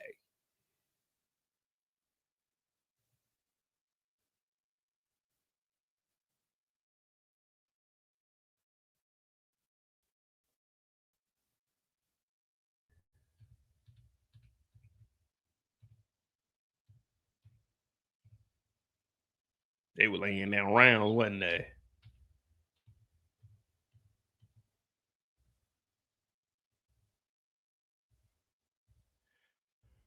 Oh boy, ran like a bitch.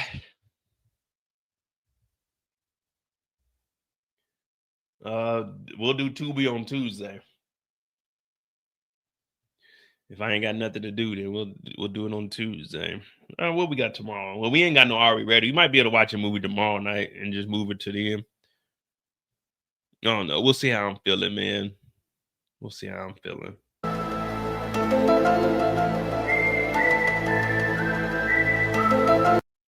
Damn, boy, that do give you chills just thinking about that, man. Cause this used to come on in the evening too. I think this used to come on Sundays. This should come on Sundays, like after football. You're like, oh yeah, time for bed. Like, God dog it. Always got to go to bed when shit getting good, ma. Why? Why we gotta go to bed when shit getting good? Get your ass in that bed, boy. But hit that like button, hit that subscribe button. I'm gonna get the hell up out of here because it's 12 o'clock, man. 12 o'clock, not on the dot, 3 minutes before. Oh shit. All right. Yeah, hit that like button, hit that subscribe button. I'm Mo.J. I appreciate you guys. This is episode 1 and 2 of The Last of Us. Right now, I got the season at like a 8.5-ish to a 9. I want to see where we go from episode 3. But hit that like button, hit that subscribe button. Remember, you can run, but you can't hide, man.